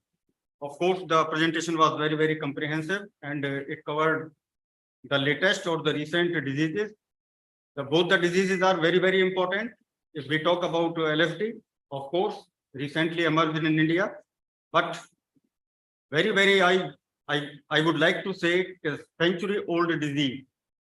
The first case of the disease was probably seen in case of the Zambia during 1929. Similarly, the case of African swine fever, the first case was noted in Kenya during 1921. So all the diseases are very, very old, but recently entered into India. But anyhow, the things have to be rectified, or it have to be taken in the very nice manner. And there is no treatment, of course. So issues are only the vaccination part, the restriction of the animals with regard to their movement, And similarly, the biosafety measures, the quarantine and the vector control. Very much sir. Excellent presentation, and the discussion part will be taken up thereafter of the presentations. So thank you very much. Or the questions may be kept in the chat box and subsequently we can consider them. Thank you Okay, thank you, sir. for the excellent presentation again. The next presentation has to be and the title of the presentation is Conservation and Upgrade Kettle. Dr. Rakesh Pundir is expert in case of animal genetic resources. His remarkable contribution includes the in-depth analysis of biometric traits in various indigenous cattle populations of Uttarakhand state, the shedding light on the unique characteristics as well as the diversity of the different livestock breeds. Dr. Pundir has extensive knowledge and passion for the animal genetic resources, and definitely this knowledge will give the significantly enrichment to our audience in order to understand the different properties of animal genetic resources with respect to their conservation as well as the genetic improvement. So now I request Dr. R.K. Pundir sir. Thank you, Dr. God. Let me share my slides.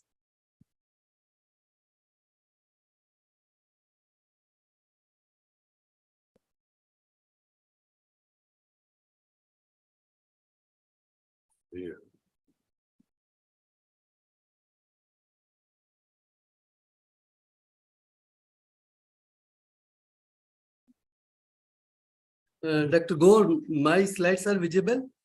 Yes, we can see. Okay, just wait.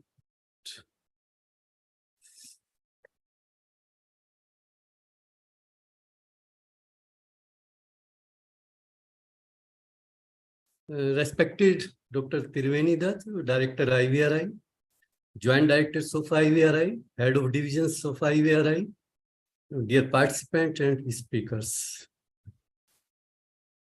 The topic allotted to me, conservation and upgradation of the indigenous cattle. NBAGR was established in 1984 at Bangalore, and in 1985 it was shifted to Karnal. And this building, which is there now, we are in this building, and we are shifted in 97 here. The mandate allotted to NBAGR is the identification, evaluation, characterization, conservation, and utilization of livestock and poultry genetic resources. Later on, policy planning was also added to our mandate. We have 5 major programs: identification and characterization of livestock genetic resources, livestock genomics, conservation of farm animal genetic resources, registration and documentation of livestock genetic resources, and sustainable utilization of livestock genetic resources. Animal genetic resources are the animal species. Those are used or may be used for food and agriculture. They are very valuable and strategically important asset to any of the country. They are the raw material for the breeders for genetic improvement and enhancing the productivity, and they can be represented by the breed, strain, and populations. In India, we are having 14 livestock and 5 poultry species, and globally we are having around 10% of the global livestock, 536 million and 851 million poultry, 3% of the global poultry. And we are largest second of cattle population, largest buffalo population, and we are highest milk producer. Around we are producing 22.4% of the global milk. And we have most diverse gene pool distributed in the different agroclimatic zones. Breed is a group of animals, domestic animals. Those are homogeneous in appearance, like phenotype or behavior, or characteristics that they distinguish it from other individuals from the same species. Breeds are formed by the genetic isolation, either by natural adaptation or by the selective breeding, or by combination of the both, natural adaptation and selective breeding. Breeders establish the breed by selecting individual animals from within a gene pool, and they are having necessary qualities needed to enhance the breed. These animals are referred to the breed foundation or breed origination. Breeds have specific characters. Those are inherited in purebreds and they pass from generation to generation.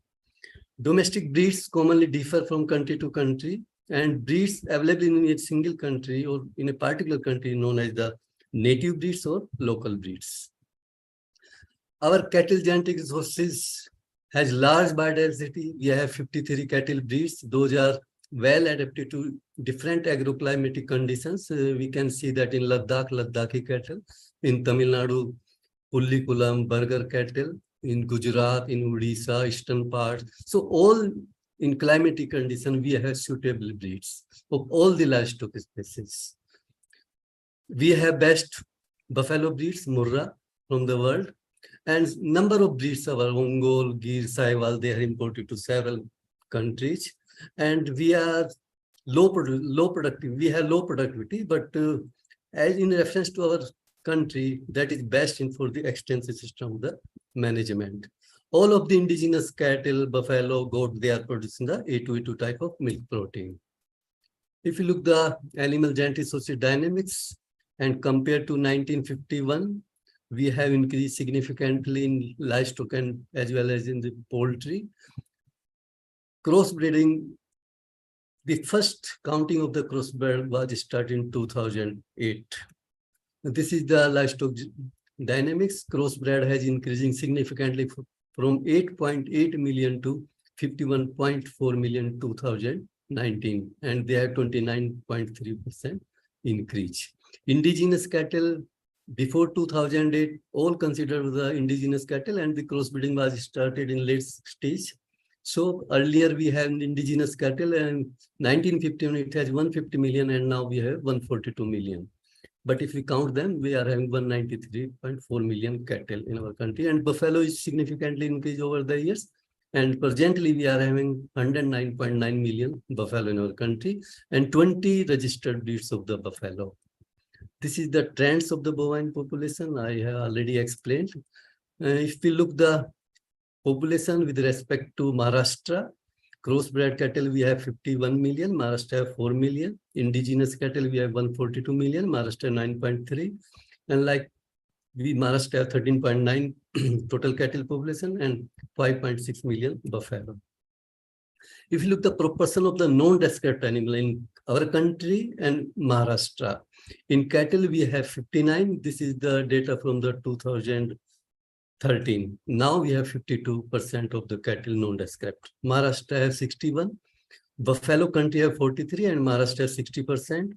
Sheep 38 in country and Maharashtra 62%. Goat 61 in country and 69 in Maharashtra. So if we compare with the country, Maharashtra has the large proportion, more proportion of the non-described in the country. This is the animals in milk, crossbred, indigenous cow, indigenous buffalo, non-described buffalo, exotic cow. And this is the milk product in your country in the year 2021-22. Exotic cow, in India, we are having 11.36 kg milk per day, per milch cow.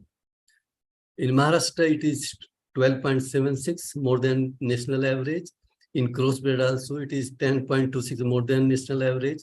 Indigenous cow is slightly lower, 3.68. Non-described cow 2.03, indigenous buffalo 6.7, and non-described buffalo 4.24, lower than the national average. If we count the milk production, exotic in India and Maharashtra, exotic cow, crossbred, indigenous cow, non-described cow, indigenous buffalo, and non-described buffalo. This is the in milk and dry animals. In exotic, crossbred, indigenous, in buffalo. Actually, this is the number of the milch animal. That gives some idea how much animal or germplasm, alleged germplasm we need in our country for enhancing the productivity in cattle and buffalo. If you look the breeds in our country, we are having 53 breeds of cattle in our country, and around 87 breeds are the local breeds. Local breeds means those are available only in India, like Ladakhi cattle, Burger cattle. Cattle, those are available only in India. Regional transboundary breeds are, those are available in one region, like Asia, Europe. So we have Siri available in Bhutan and in India, Thar Parker in Pakistan and India, as well as Red Sindhi. So these are the regional transboundary breeds. Those are available in Asia. And transboundary breeds, those are available in the regions, Sahiwal, Gir, Asia, Europe, Africa, like this. And first breed-wise census was conducted in country in 2007, then 2013, and latest we have breed survey report 2022, which have 41 breeds of cattle and grades, and it gives the pure bred of that particular breed, grades of that particular breeds, and nondescript animals. If we classify our cattle breeds in utility pattern, we have some breeds for the milch animal. Those are reputed for milch, Sahiwal, Red Sindhi, Gir, Thar, Parker, Rathi. And in different projects like the ICRP project, Kankaraj has shown the potential at par with the milch breeds. Recently, we have registered a breed Sanchori from the Rajasthan that is milk yield also around 27,000-2800 per lactation. So that is also comparable with the milch breeds. We have some dual purpose breed, Haryana, Kankaraj, Deoni, Krishna Valley, and another category is the draft breed, Hallikar, Kangayam. Those are mostly southern part of our country. And then if we classify in production system, we have intensive production system, very small or few herds are there in intensive production system. Most of them are the commercial herds. They have stall feeding, good facilities for management, AI, marketing to milk. And most of our livestock is available in the semi-intensive crop livestock production system, where few cows or bullocks, 2 or 3 or 5 available with the farmers. Productivity is low to medium, and sometimes they are taking for grazing and a small amount of stall feeding. Majority of the indigenous cattle are nondescript in this system. Natural mating, mostly is natural mating, but sometimes AI is also there. And milk is partially consumed by the farmers, family, and partially sold. Bullocks are good for these families, for the agriculture workers. And pastoral system that is available in the Gujarat, Rajasthan, and Tamil Nadu, we have Kankaraj, Nari, Pullikalam. Due to scarcity of feed and fodders, they are migrating from one place to other place. If we look the cattle breeds from the Maharashtra, we have 7 breeds. 5 breeds were the extant breeds and 2 breeds, Konkan Kapila and Kathani. They were registered recently, and this Kathani breed was registered in 2022. Dangi, as per the 2022 survey report, there is around 1.3 lakhs and available in Nasik and Ahmednagar, mostly used for the draft purpose, white coat color. These are the physical traits. Deoni's number is 1.83 lakhs. And available in Latur, Nanded, Parbhani, and Usmanabad. It is a dual purpose breed. And this have 3 strains like white without any spot, Balankia, complete white with partial black face, Vanera, and black white spotted animals, Savera. These are the 3 strains available in the Deoni. Then another breed is the Gelo, 1.12 lakhs, and white or light gray color. Males are generally gray over the neck, hump, and quarters. These are the physical traits. Then we have Khillar cattle breeds. Those have a good size, good number, 8.44 lakhs, and available in Stata, Kolhapur, and Sangli. It is a drought purpose breed, poor milkers. Then we have Red Kandhari, 95,000 number, and it is a drought breed. But recently we had our symposium at Parbhani. So myself, my director, and one head from the Maharashtra, we have visited some area, and we are found that there are few cows, Red Kandhari, those are putting 7 to 8 kg milk per day. So that depends on the how you are selecting the animals. In draft breed also, there are some animals, those have the good potential for the milk. Another breed is the Konkan Kapila, which was registered. Konkan, it is available in Maharashtra and Goa. And it is both the state joining, so this is available in both the states. Kathani cattle that is registered in 2022 and live in the Gadcholi area. This is a draft breed, very low milk yield, but it is have good draft qualities. Then we have resistance system at ICR and Karnal, and this application and the procedure, all are available in the NBAGR website. We are registering the breeds and then giving them SSN number and gazette notified by the Government of India. And presently, we are having 202 breeds of different livestock and poultry species. And after 2008, when this authority is assigned to the NBAGR, we have registered 83 new breeds of different livestock and species. In cattle, we have 23 breeds we have registered, maximum number. In buffalo, 10, in goat, 16. In pig, there were no registered breed in our country, but after 2008, we have registered 13 breeds of the pig. This is the system how we are giving the SSN number. First country name, then species name, then the major state, 2 states. We are giving the alphabet according to the states like Arunachal Pradesh, Andhra Pradesh. So 15, 16, they are the coding for the 2 states. If the breed is available in a single state, there is one code, only 15 like this. Then name of the breed, then species code, let's say for the cattle, 03. Then 03 is the number assigned to that particular breed. So likewise, we are giving the SSN number to all the registered breeds. We are having 212 breeds in our country.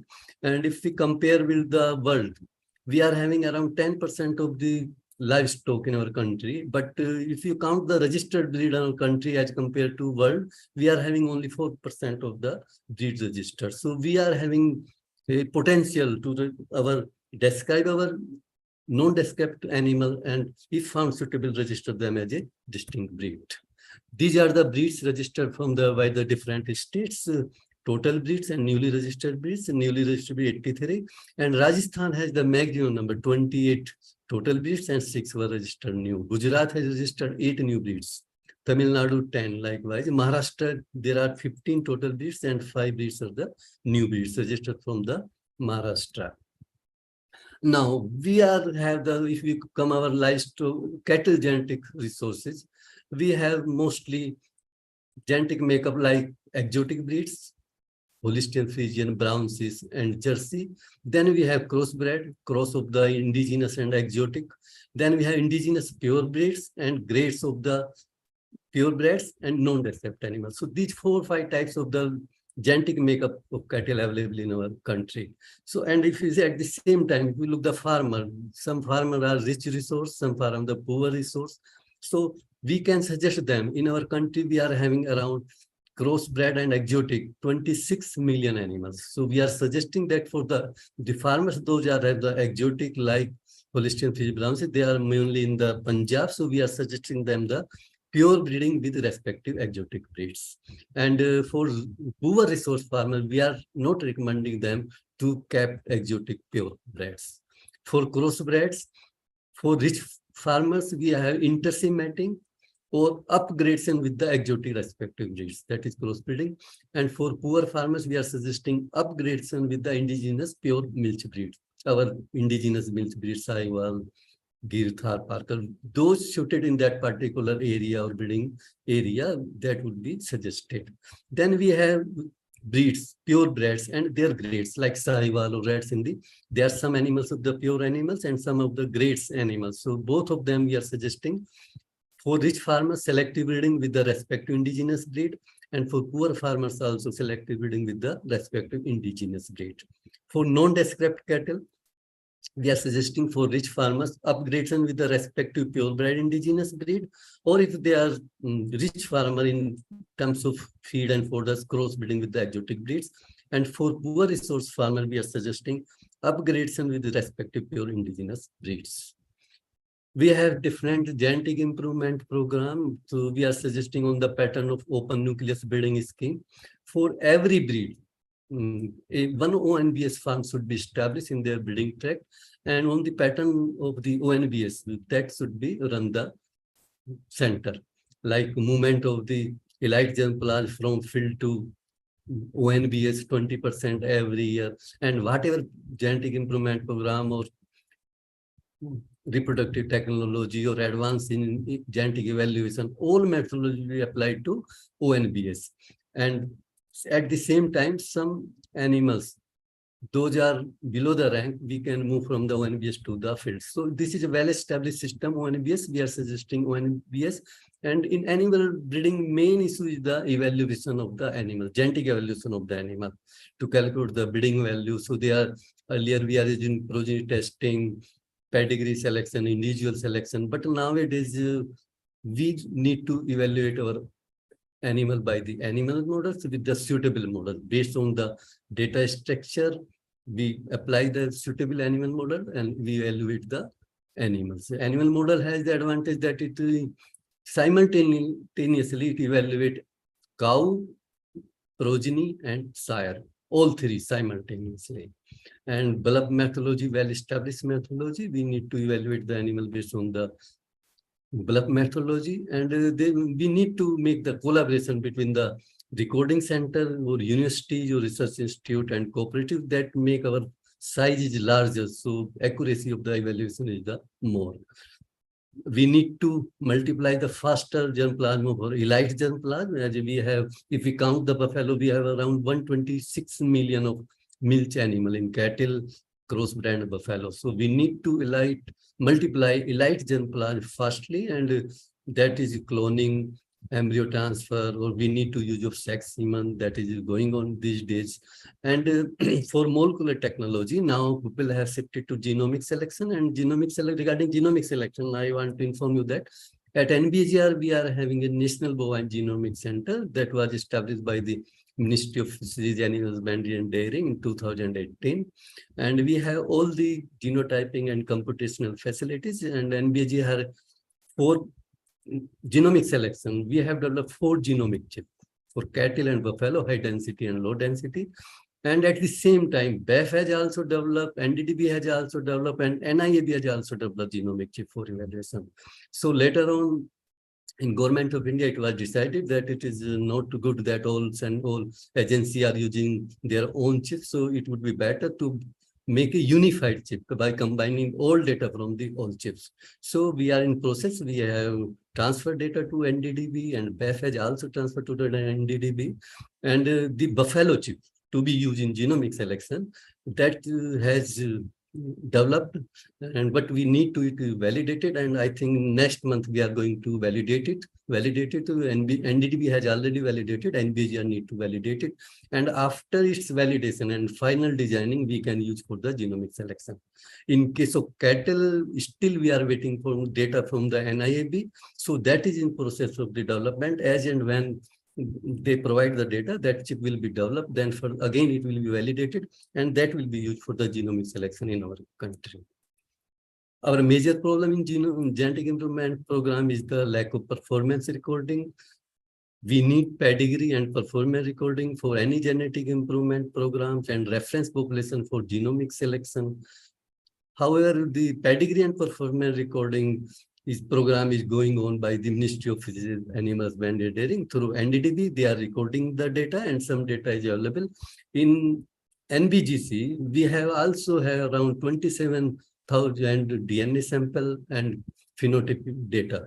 Those are reported in the Central Herd Registry scheme. So as and when the chips are available, we will proceed for further them. We will calculate the genomic breeding value, and we will provide to the Ministry of Animal Husbandry and Dairy the bulls, those are or animals, those are in the breeding, they will select it based on that genomic breeding value. Like some of the cooperatives like NDDB and Mehsana Dairy Development, they are having recording system, but they are very few in our country. For recording system, the NDDB has developed a recording system in field enough that include all animal registration, identification, artificial insemination, milk recording, progeny testing, ration balancing, health. They have different modules for animal breeding, for animal nutrition. So we have adopted the animal breeding module. The data which has been recorded in the NBGC, that in the enough system of the NDDB. Then comes to the conservation. Actually, conservation is the sustainable development of livestock. And it is a very broad term. It includes genetic improvement as well as the preservation of the animal genetic resources. So we need to develop the animal genetic resources, livestock, to meet our environmental, social, and economical needs. for present without compromising the ability of future generation to meet their own needs. So it is all sustainable development of the livestock which need to be for conservation purpose. To decide the conservation category or class, we have different classes. Based on this, we can say that this breed is falls in that category, and accordingly we need to take the action for that purpose. So first category is the extinct breed. No likelihood of reestablishing the population. No purebred males and females can be found. So breed cannot be recreated in extinct breed. In critical condition, it is close to extinction, and where genetic variability is diminished to less than the ancestral population. In earlier generation, it was more, but it is diminishing. Action to enhance population size is essential here. And we define that the breeding male is less than 5, breeding female less than 300, overall population less than 360, and inbreeding coefficient more than 3%. If this parameters found, we are saying this breed is the critical condition. In endangered category, effective population size is very small, and it is not able to prevent the genetic loss. Due to small size, high inbreeding is there, need to initiate conservation program. And if we classify breeding males 5 to 20, females 3,000 to 300 to 3,000, overall population 36 to 3,600, and inbreeding coefficient range from 1 to 3%. In vulnerable category, there are some vulnerable effect and then the extinction of the population like crossbreeding, and preliminary measures need to be undertaken for checking for the decline number. Here breeding males are between 20 to 35, breeding females 3,000 to 6,000, and overall population 3,600 to 7,200, and inbreeding coefficient range from 0.5 to 1%. One more parameter is there, effective population size and adjusted effective population size. That is calculated by the number of breeding males and number of breeding females. And breeds, those are not in that category. Beyond that, they are not at risk. So population is not at risk. No visible changes are seen in the population size, and the breeding males more than 35, females more than 6,000, overall population more than 7,200, and inbreeding coefficient less than 0.5%. We are saying that breeds is not at risk. Recently, we have NVGI developed breed watch list 2020 based on all these parameters: breeding males, breeding females, population of a breed, inbreeding coefficient, effective population size. Based on these parameters, we have developed the breed watch list. In all these parameters, if one breed falls in any one of the parameter, we are saying that a particular breed in that particular category. So we have reported 5 breeds in critical condition. In cattle, not critical is there. In sheep, Tibetan sheep is there. And in camel, Malvi, Mewari, Mewati, in critical condition. Out of these, we find that 38 breeds are at risk in our country. And 38 breeds, among the 38 breeds, 5 breeds are critical, 19 are endangered, and 14 are vulnerable. And the happy note is that at NBAGR, out of these 38, it was the by chance that out of 38 breeds, those are under risk. We have preserved 18 or 19 breeds. So 18, 19s are left, and we are proceeding to further for conserving them. We are conserving them by this, keeping the semen, preservation of the semen, somatic cell, ova, whatever is the possible. And like Teresa Goto, recently, a in situ program has been started in Port Blair Institute, ICR. So likewise in Arunachal Pradesh, we are going. So for all the critical breeds, 3 breeds of the camel, we are making all attempts at Camel Breeding Institute for in situ conservation program. Then comes to the methods of conservation. There are 2 methods. One is the in situ, other is the ex situ. In situ is the to keep the animals in farmer flock herds or organized herds in the breed tracts. Or another way is that you select some males for the breeding based on the certain criteria and keep them and produce the semen and freeze the semen. Then ex situ conservation, the simply preservation of the germplasm. And if a breed have, you are keeping some of the some animals of from outside of the breeding tract, that particular breed, that also come in the ex situ conservation program. So for in situ conservation, we suggest that all our organized farms of a particular breed can be act as a nucleus herd, and 1 or 2 more farms may be established under this program with breed with females strength 200 to 250, and it should be 2 or 3 places if possible in the breeding tract. And these nucleus farm will operate as a center of conservation, helping in propagation of improved germ plant through distribution of bulls for breeding in native tracts. And for non-descript animals, we need to conduct detailed survey to be carried out in breeding tract to identify true to the breed animals under field condition for the purebred animals, which should be preserved in pure form and used for the bull testing. Farmers should be made conscious the importance of that particular breed and is a special trait of that particular breed, like Badauri buffalo, Kadaknath chick for this meat. Likewise, there are certain breeds which have a specific trait, and those are important. So if we create the awareness about these traits among the farmers, that can also help in the conservation program. Animals true to the breed should be registered under herd registration program or breed societies, and this scheme should be aim at improvement through selection of superior genotypes in the farmer search, which would help in sustaining this in the breed natural habitat. For ex-situ conservation, we are suggesting we should procure at least 20 prunable semen, 2,000 doses of each from 2 to 3 places in our country. And efforts should also be made to collect the embryo, ova, somatic cell at National Gene Bank, and the stored genetic material of the breed can be utilized for the removal of the breed as and when required. We are having a National Gene Bank at NBGR. I am telling that we have preservation of the 1819 breeds. So at present, we are having around 2.88 lakhs semen doses of 62 breeds from the 7 species. Few embryo we have Ongole, Kankrej, and Gir. Epidermal semen we have. Somatic cell have 7506 vial of 43 breeds. And we have immunocyte and ovarian cortical tissues. This is the present status of the National Gene Bank. So now we come to the action to be taken. First and foremost, as I was saying it earlier slides also, stopping the indiscriminate breeding. That is important, because if we are not able to stop the indiscriminate inbreeding, it will increase the proportion of the non-descript animal. However, it is not easy, but we need to make the effort, at least the breed where it is available in that particular breeding tract. We should stop that breeding of the other breed semens.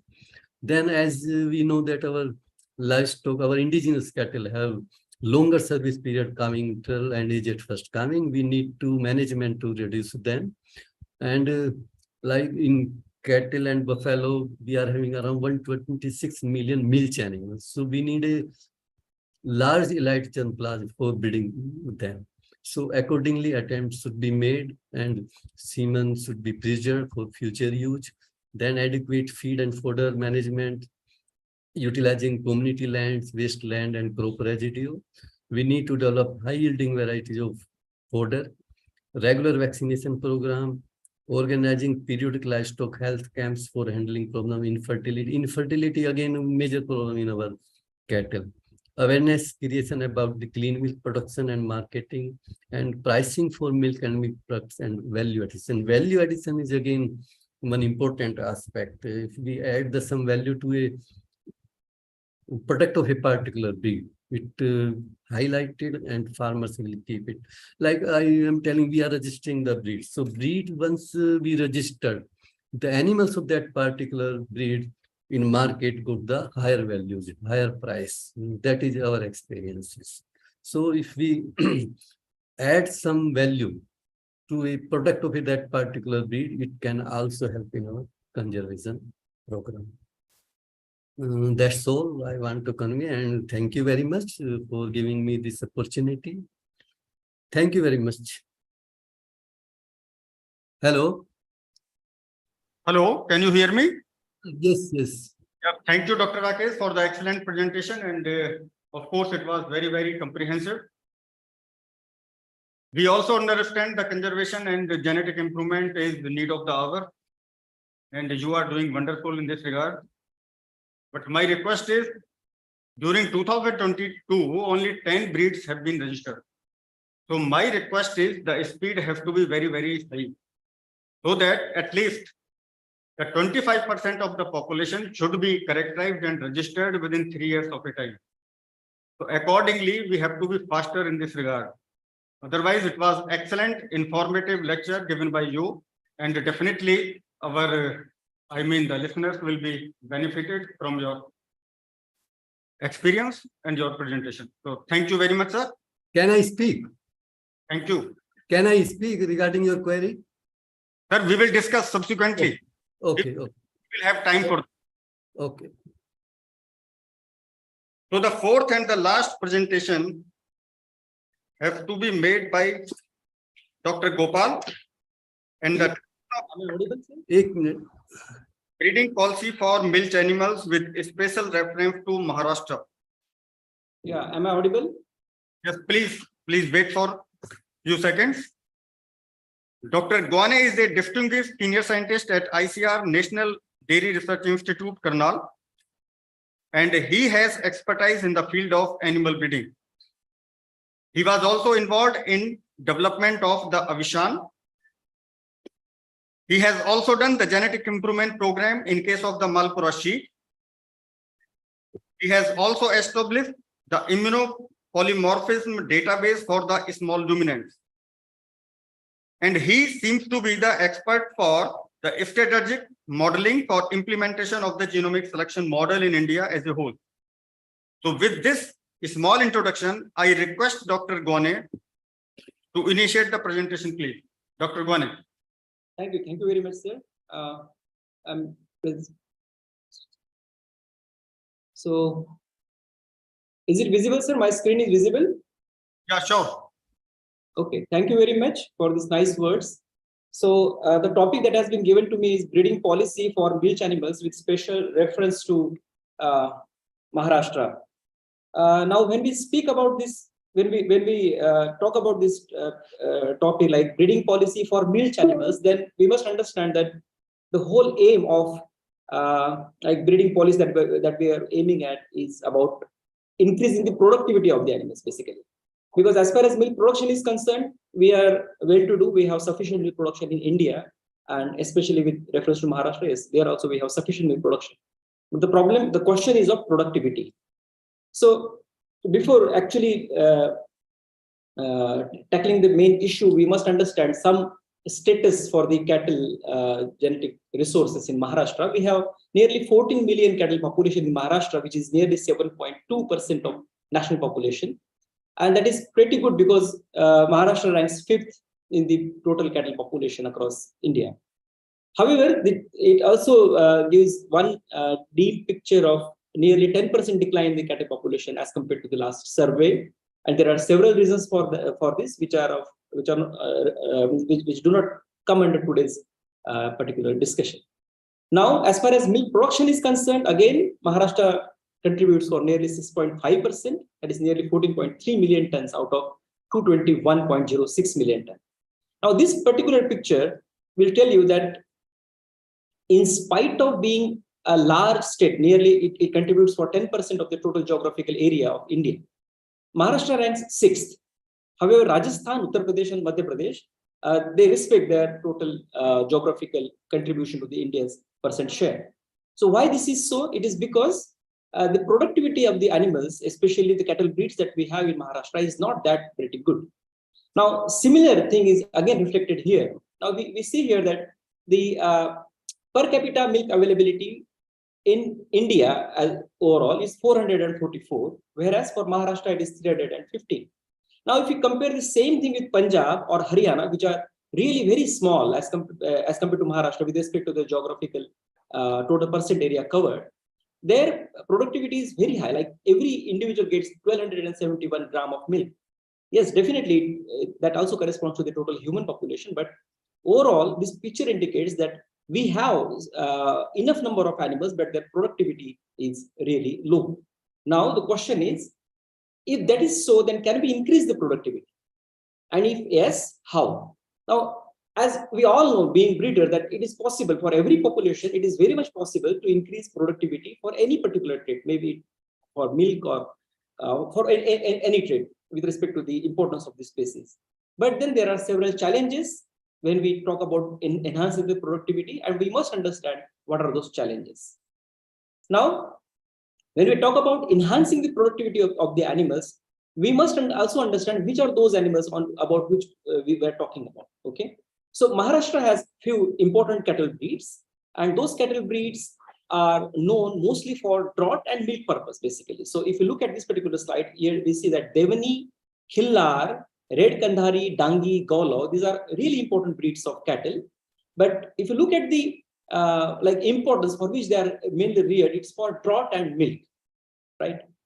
Now, if we look at their total lactation yield in Maharashtra, we see that it tends from 430 kg per lactation in Dangi to nearly 868 kg in Devani.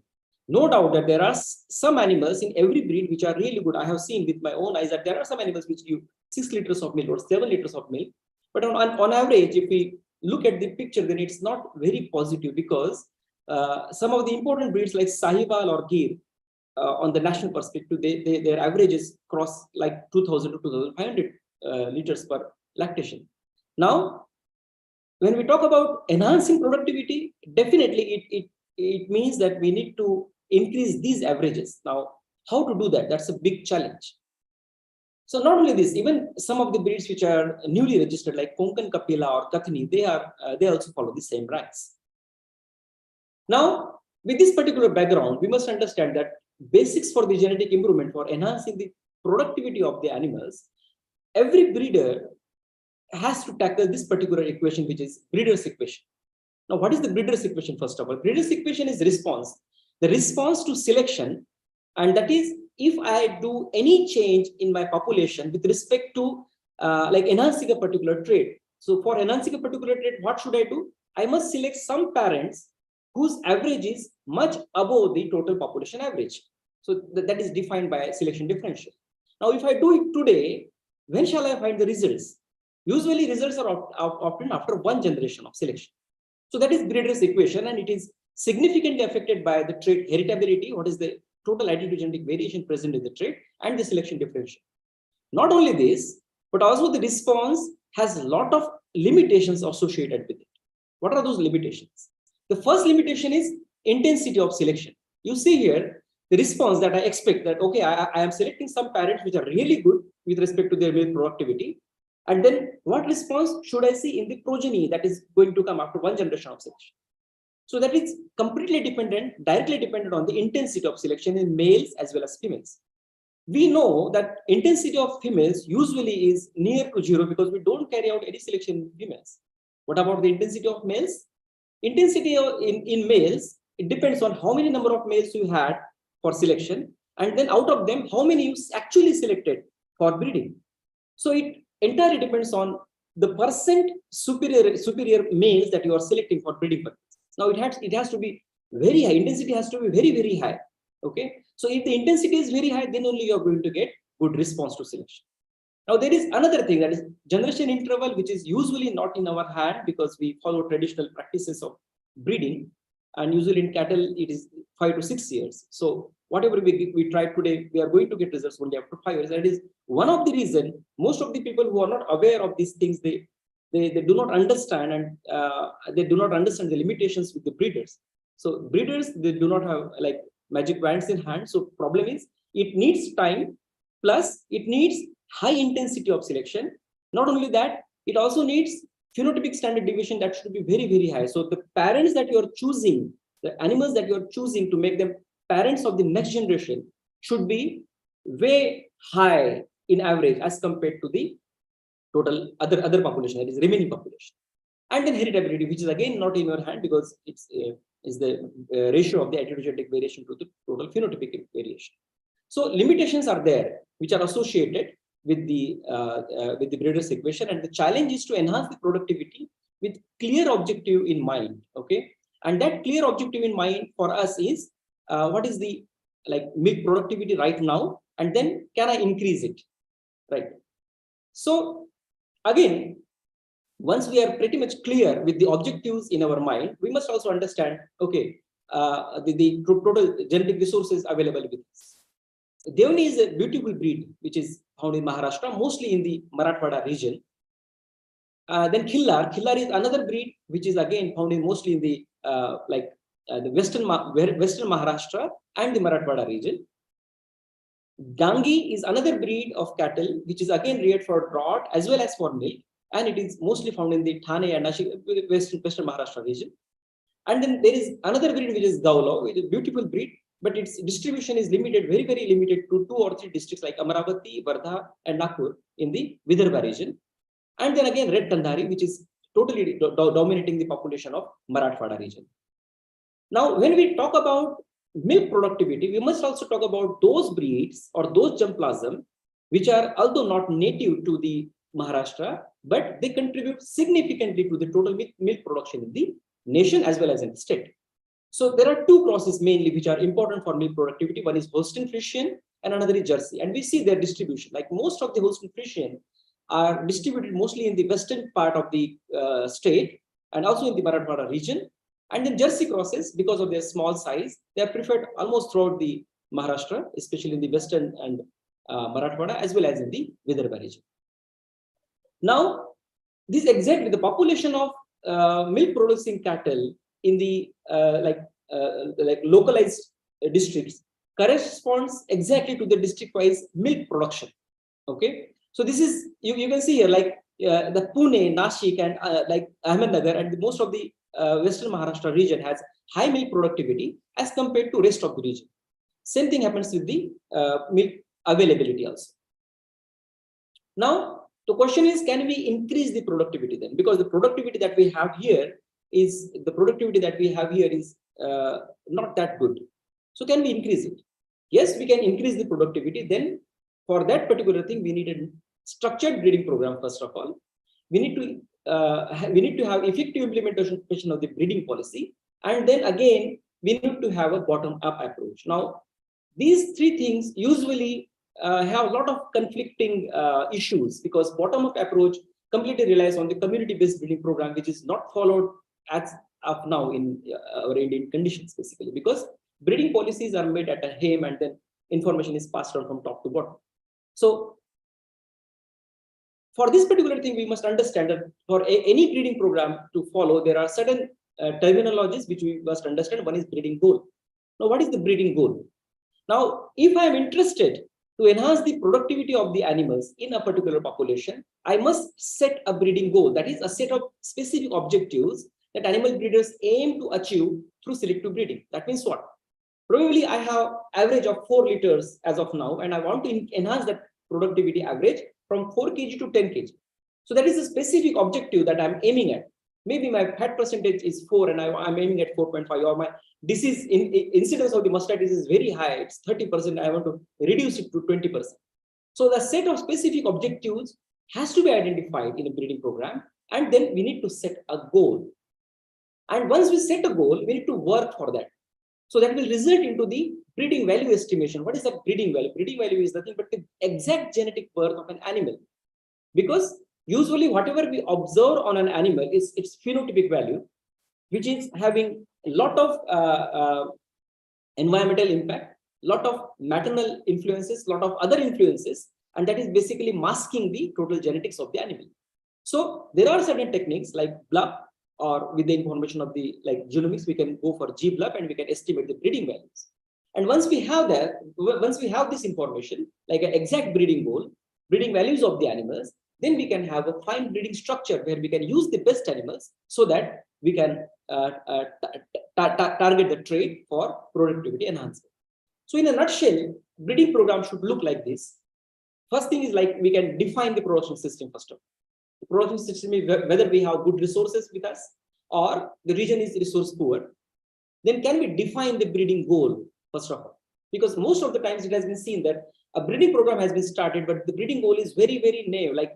Either it is not well defined, or even if it is well defined, it is not thought of well. Like in most of the small ruminant schemes, you may see the breeding goal is enhancing the productivity. Then, but from where to where? And is there any plan for that particular thing? So these things are usually missing. Good thing with cattle is breeding goals are pretty well defined in most of the cases. We have other challenges with cattle, but especially breeding goals are most of the time defined. Now, Third thing that comes after defining breeding goal is collection of the information. The first information that we need is phenotype, and that has to be very, very accurate. Why accurate? Because even if you're predicting breeding values, the raw material that you're going to give to your model is the phenotype. So if your phenotype is not correct, then it will be simply garbage in and garbage out. So accurate recording of the phenotype is very much essential component in any breeding program. And with most of the advances in our subject, we find that many people really forget this particular key information, because phenotype, like collection of phenotype, is a cumbersome process. It requires a lot of resources, and then it requires really a good technical manpower. So unless and until phenotypes are not available, we cannot think of any breed improvement program. Another thing that we need is family relationships, especially when we talk about like Bayesian unbiased prediction with information from pedigree. Then family relationships are really important, and those family relationships will help you to understand like what is the inheritance pattern, from where information is going, like how the sire is transmitting its ability to the progeny. So family relationships are important. And in addition, if you have genotypes, which is not that costly affair these days. So if you have genotypes, then it is really good, because you can enhance the accuracy of prediction of the breeding values significantly. So even if you do not have genotypes, family relationships and phenotypes are sufficient. But then if you are planning to include the field genetics in your evaluation system, then it is very essential to have genotypes also in your evaluation system, because genotypes will help you to create a relationship between the individuals, even if you do not have their family information. So there is an added advantage. Now, once we have this information, we can go for determining the selection criteria, like what kind of model I'm going to use, whether I'm going to see what kind of impact mothers had on their kids, or whether I'm really interested to go for breeding value estimation, or I'm okay with estimation of heritability. I'm okay with that. We can, if I can create a selection index, something like that. So we need to have exact idea about what I'm going to do with this information, right? So anyway, whatever goal you use, the final output that should come from this particular selection criteria is the breeding value. So if you have 100 individuals in your selection scheme, then definitely at the end of those experiments, you should come out with the breeding value estimation that should be very, very accurate. Now, every breeding value, whenever you are estimating it, you are going to get an accuracy along with that breeding value estimate. So accurate breeding value estimates with relation to the trait that you are going to use, maybe from the family relationships or from the genotypes or with the combination of these two things, is very, very important. Once you have breeding values, that means you have exact genetic worth of the individuals, basically. Now that exact genetic worth of the individuals, if we have with us, then we can rank those individuals, we can predict their selection, like what kind of impact that they are going to have. We can predict the response to selection. We can think of everything, like if I am using this particular two parents, what will be the inbreeding increase in the inbreeding in the next generation, or anything, right? So selection and mating, like how I am going to select my individuals and what kind of mating system I am going to follow, that becomes an integral, very, very important part of the breeding program. And once this is done, then we are done with the nucleus breeding program, basically. Now the next thing remains with the dissemination. I have my selected genetics of high genetic merit, and then I need to disseminate it to the field, maybe by crossbreeding, maybe by any kind of way. Once this is done, we can go for evaluation. So with this particular background, we must understand that planning a breed improvement program for higher milk productivity needs these 5 different things. One is defining breeding objective, which is very, very important. Which is the trait, like are you interested to increase milk production, like milk productivity, or you want to decrease the somatic cell score, or you are more focused on the linear traits, which are really associated with the milk production, like udder shape and size. And then whatever trait you are taking into consideration, we must understand that measurement of these traits is very, very important. And how, what kind of plans do you have for that? Whether you have a good infrastructure to do that, whether you are going to do it in a controlled environment in a farm, or you are planning to go into the field.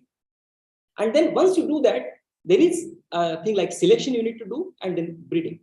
However, these things are not so easy to do because it requires a lot of resources, lot of manpower, significant amount of time, and then determination, like the scientific will, the administrative will, and the political will. So are we ready for it? This is a question. Why? This is a question because usually in breeding programs, we have multiple trait breeding objectives. And those multiple trait breeding objectives depends on which animals you're actually taking into consideration for breeding. Because animals have a lot of characteristics. Some animals are really good for disease resistance. Some animals are really good for milk production. Some animals are really good for their draftability, their racing capacity like killer.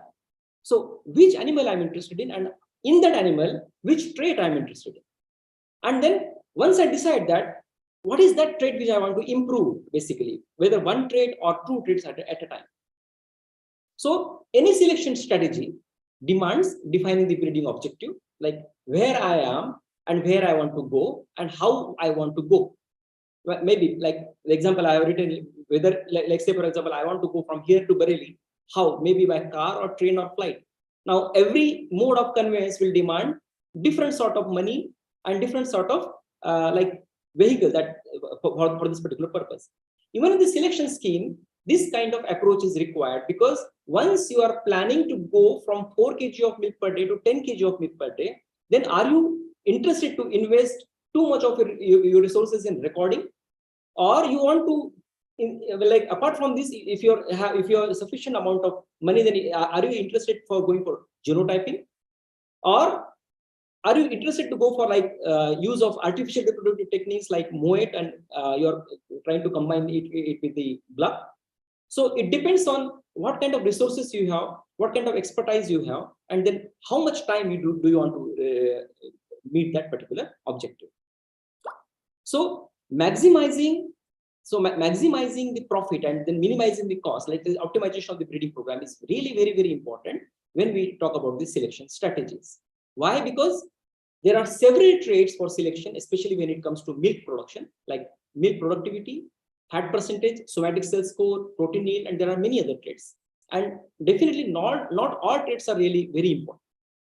And not all traits are equally heritable. So if I'm interested to make a cow which is giving me very high milk production with sufficient milk fat and then low somatic cell count and then high milk protein, then I need to have a trade-off between the traits, because every trait has then again genetic correlation with the other traits, and some correlations are positive and some are negative, and therefore we need to have a optimal weight for all these traits. So once this is clear, we must understand that whatever things we have discussed till now, that happens only in the nucleus. It doesn't happen in the field. So this is whole and sole responsibility of a nucleus herd, maybe an institute herd or a private herd, or anything that is there in the like public domain, maybe an NGO, or like Godrej Maximic, or maybe Chitra Dairy Farm, or IVRI or NDRI, who has their own government forms. So it's very essential to know that all these kind of improvements happens only in the nucleus. And nucleus should have a systematic herd where phenotype, pedigree, genotype, everything is recorded properly. Now, once this is done, then there is field flock or field herds where commercial herds are there, and we basically transmit the fruits of the selection to the next generation. Now we need to take care whether there is linkage between the nucleus and the commercial field herds. Okay, are they connected genetically? Whether the data is recorded everywhere, because that will define whether you are going to go for open nucleus breeding scheme or not, right? Now, once we know that okay, this happens only in the nucleus, and then there are certain tools of selection, and once I do that, then that particular gains can be transmitted to the like in the field to the commercial herds, and from commercial herds to the last stakeholder. Basically, we must understand but this particular task demand a lot of recording, especially of the parents or the sibs or the progeny, or if you have like or on the genomics angle, right? So once we do that, we must understand that okay, once this is done, we are going to improve these traits, and these traits improvement requires again response to selection. But the good thing is, we have seen, even with a lot of limitations associated with the breeder's equation, lot of like inadequacies in the recording, or a lot of like resource requirement in actually execution of the breeding program. Really good picture is seen for most of the breeding herds where selection has been carried out. And I'm talking about pre-genomics era. So in the pre-genomics era, this is a typical picture where milk yield in US Holstein cows is being shown here, which was nearly 6,000 liters in the year 1960. And with the selection with the selection only with the selection we can see in the year 2000, this has reached to nearly 12,000 kg. Okay, so it has almost doubled.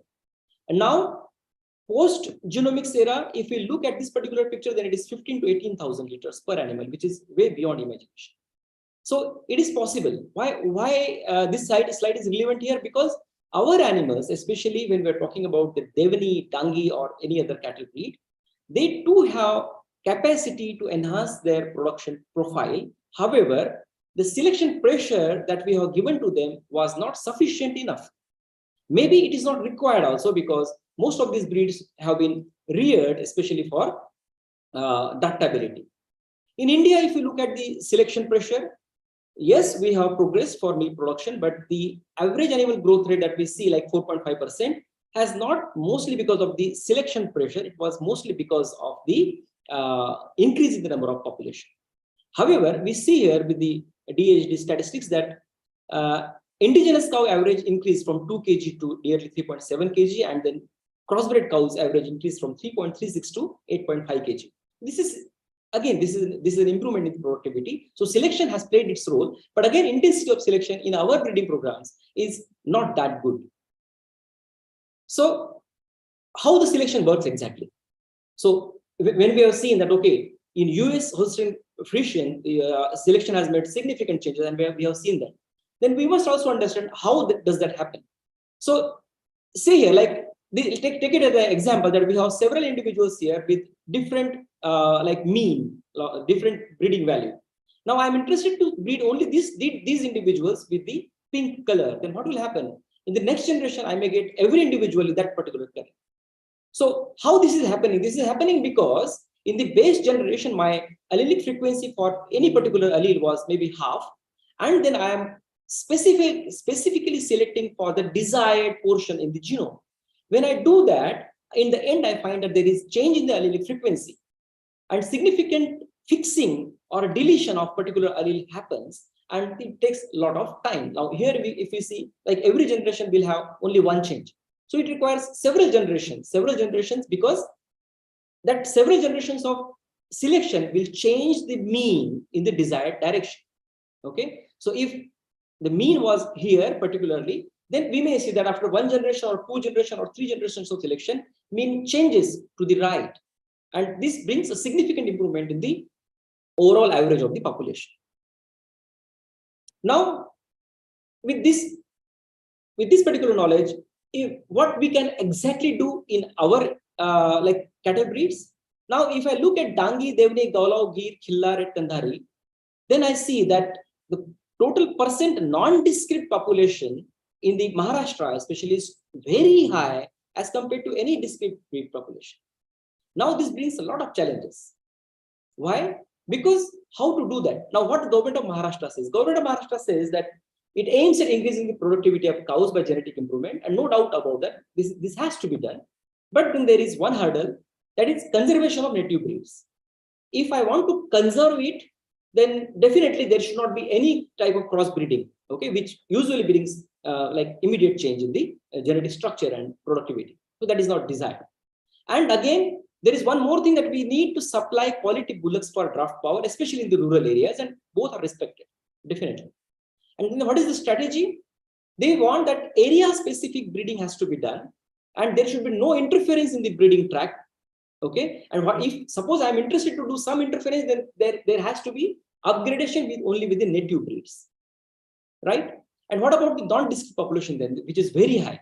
So for non-discrete population, it is recommended that we can go for like crossing them with the maybe HF or Jersey, or we can use the Gir, Tharparkar, Kankreja, Sahiwal suitably, so that they can be upgraded to a certain high production level.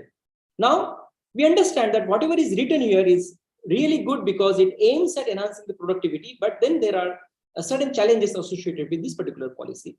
And the challenge is, if you want to basically conserve or preserve something, there are really a lot of limitations with the enhancement in the productivity. So we have to be very, very cautious when we think about using any breeding program in the indigenous cattle population, especially in the Maharashtra.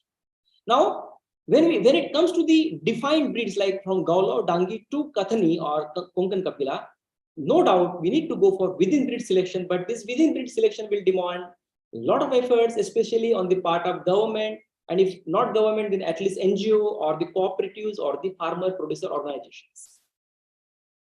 In the extended breeding tract, definitely we can go for use of Gir, Sahiwal, Kankrej and Tharparkar because they are having like nearly 2000 liters of averages, especially if I talk about the Sahiwal, and we can use them for upgradation, and that is okay, fine.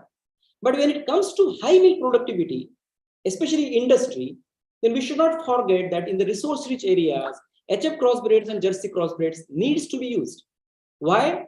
Because there are several successful examples, such as Chitare Dairy Farm, such as IDFA, Indian Dairy Farmers Association, which is a group of nearly 100 farmers in the Ahmednagar and nearby districts, mostly in the Marathwada and Western Maharashtra region, and they are trying to develop their own Holstein Friesian breed.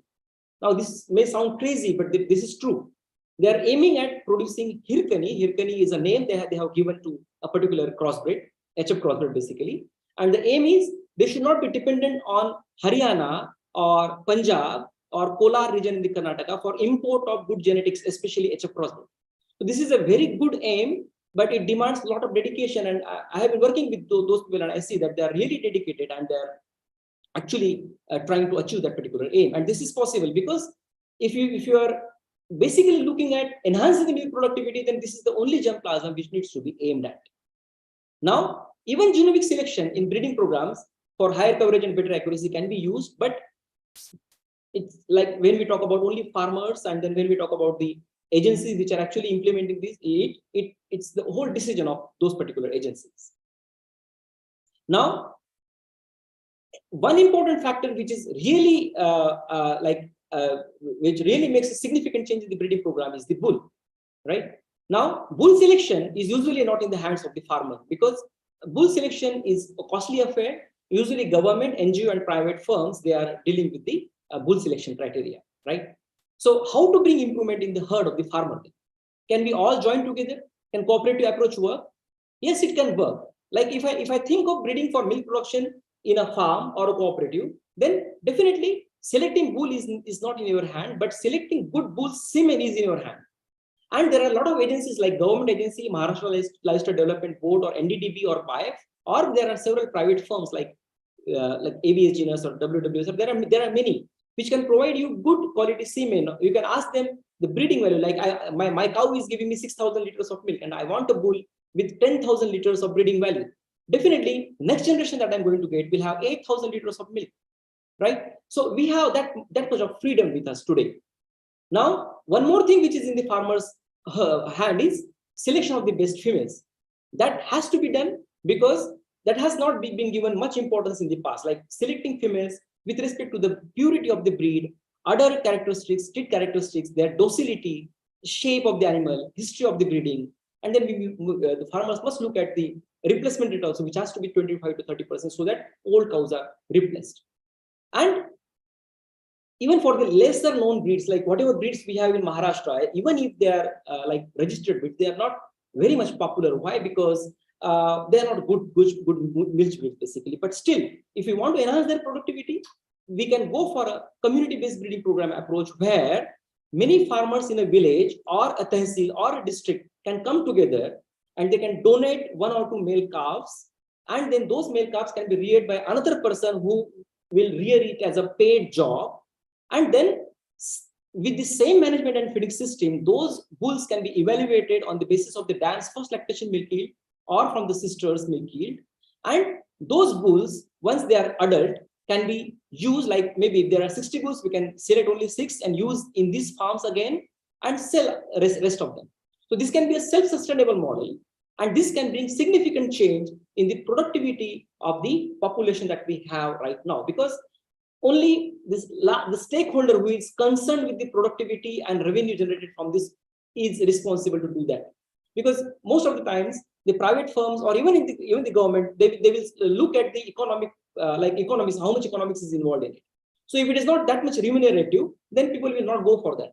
But a breeder society or a cooperative can definitely go for this because their livelihood is dependent on this particular breed or the livestock population.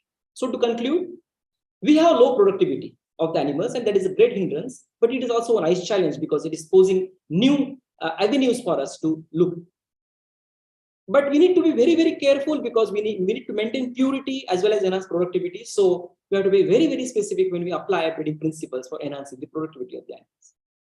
HF and Jersey crossbreeds, they definitely need major emphasis, but the resources, the regions where they are going to be used should be resource rich. And lastly, like cooperatives and farmer producers companies or organizations, they are really important and they have a great future in, especially in the Maharashtra, if the successful hand-in-hand experiments are tried. Finally, everything will be really good only if we have a good market linkage. These days, it is possible with the advent of the information technology. Market linkage is not a big thing. So the time has come when we can even enhance the productivity of our indigenous animals, which have never been given that much importance by any agencies in the past. So with these words, I thank you all, and my presentation is over. Thank you very much. Dr. Gopal, for the excellent and comprehensive presentation. Thank you, sir. We also understand that no breed can be improved without implementation of the proper and structured breeding policy. Yes, sir. Your lecture was really beneficial to our audience, and they have been benefited undoubtedly. So thank you very much. Thank you. Thank you. Time for discussion. So any question can be raised from the audience. Chat box? Okay. कौन पढ़ेगा आप पढ़ेंगे? Chat box से कौन पढ़ेगा? PM inaugurate करेंगे. ऐसे उन्होंने पता नहीं कहाँ से एक तो जाना पड़ेगा. Chat box बड़ा UGC की वेबसाइट पे होगा ना. Hello.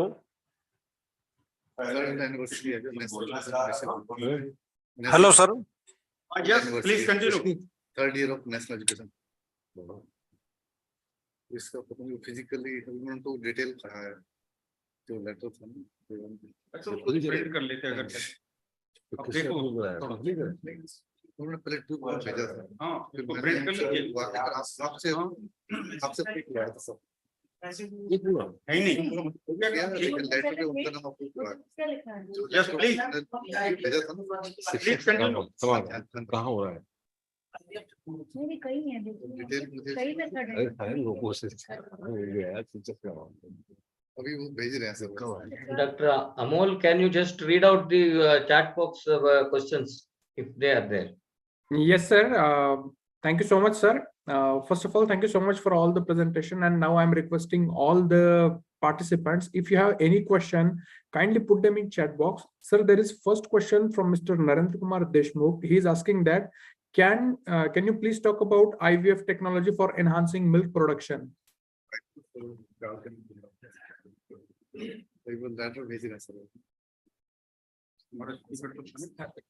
This question is for all the guest speakers.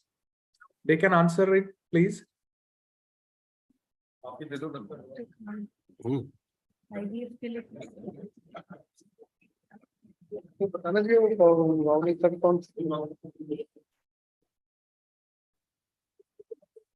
Yeah, am I audible to all, sir? Yes, please. Chat bar को थोड़ा enhance करो. Yes, sir. The first question is from Mr. Narendra Kumar Deshmukh. He is requesting to please talk about IVF technology for enhancing milk production. Hello, may I respond now? Yes, sir, please. Yeah, I am Dr. M.H. Khan from IVRI. Yes, the question is very pertinent. From IVF technology, we can improve the milk production. And we are using the embryo transfer technology as we have IVF in IVRI. And we have to select the best animals, best females, And we have to collect the oocyte through OM pickup, OPU, and through in vitro maturation and fertilization, we can improve. We can produce a lot of embryos and we can transfer them into the recipient. And only thing is that we have to select the best producing animals, females, as well as we have to use the best quality semen bulls. And additionally, the trainings are being organized at IVRI itself. At IVRI headquarters, we are giving the different category of the training program in reference to IVRI. Yeah, thank you so much, sir. Sir, there is one more question from the side of participants. The participant is asking that cattle population is decreasing, but still there is increase in milk production. Please explain this phenomenon. Can I react to this? Yes, sir, please. Crossbreeding increasing significantly. So larger component in milk production is the crossbred. That's why milk production is increasing. And productivity of indigenous cattle is also increasing. And total population of cattle, including crossbred, they are increasing. And another important in addition to this is the indigenous as well as non-descript cattle female population. It is also being increasing by 10%. It means the female population is being increasing. Saturday, Sunday one. So altogether, cows are increasing. So as a result, the total milk production is being increased. Thank you so much, sir. There is one more question from Dr. Pradeep Solanki, sir. He is asking that IVF is helpful, but is it cost effective? हमारे लोगों को जाना ये सही है. May I respond? Yes, sir, Yes, can sir, I explain? Yes, sir, please. At this moment, this IVF technology is somewhat this intensive type of technology, and we are not having this technology, this farmer friendly at farmers or field level. So, some extent this is costlier. Only artificial insemination we can use as a efficient way. So can I supplement this particular thing? Yes, sir, please. Yeah, so like IVF now, IVF has one benefit for us. It can create the tailored embryos. Like I know one example in Ahmednagar. It is Dr. Kale. He is a human doctor and he has nearly 30 to 40 gir cows. And then what they are doing, they are selecting the males as well as females, like bull, and they have donor cows. Then and then they're creating the embryos by wishful like zygote creation, right? And then when they're doing it in bulk, the cost that we have seen with them is nearly 30,000 rupees per per concept, not only conception, per delivery, like fruitful conception, right?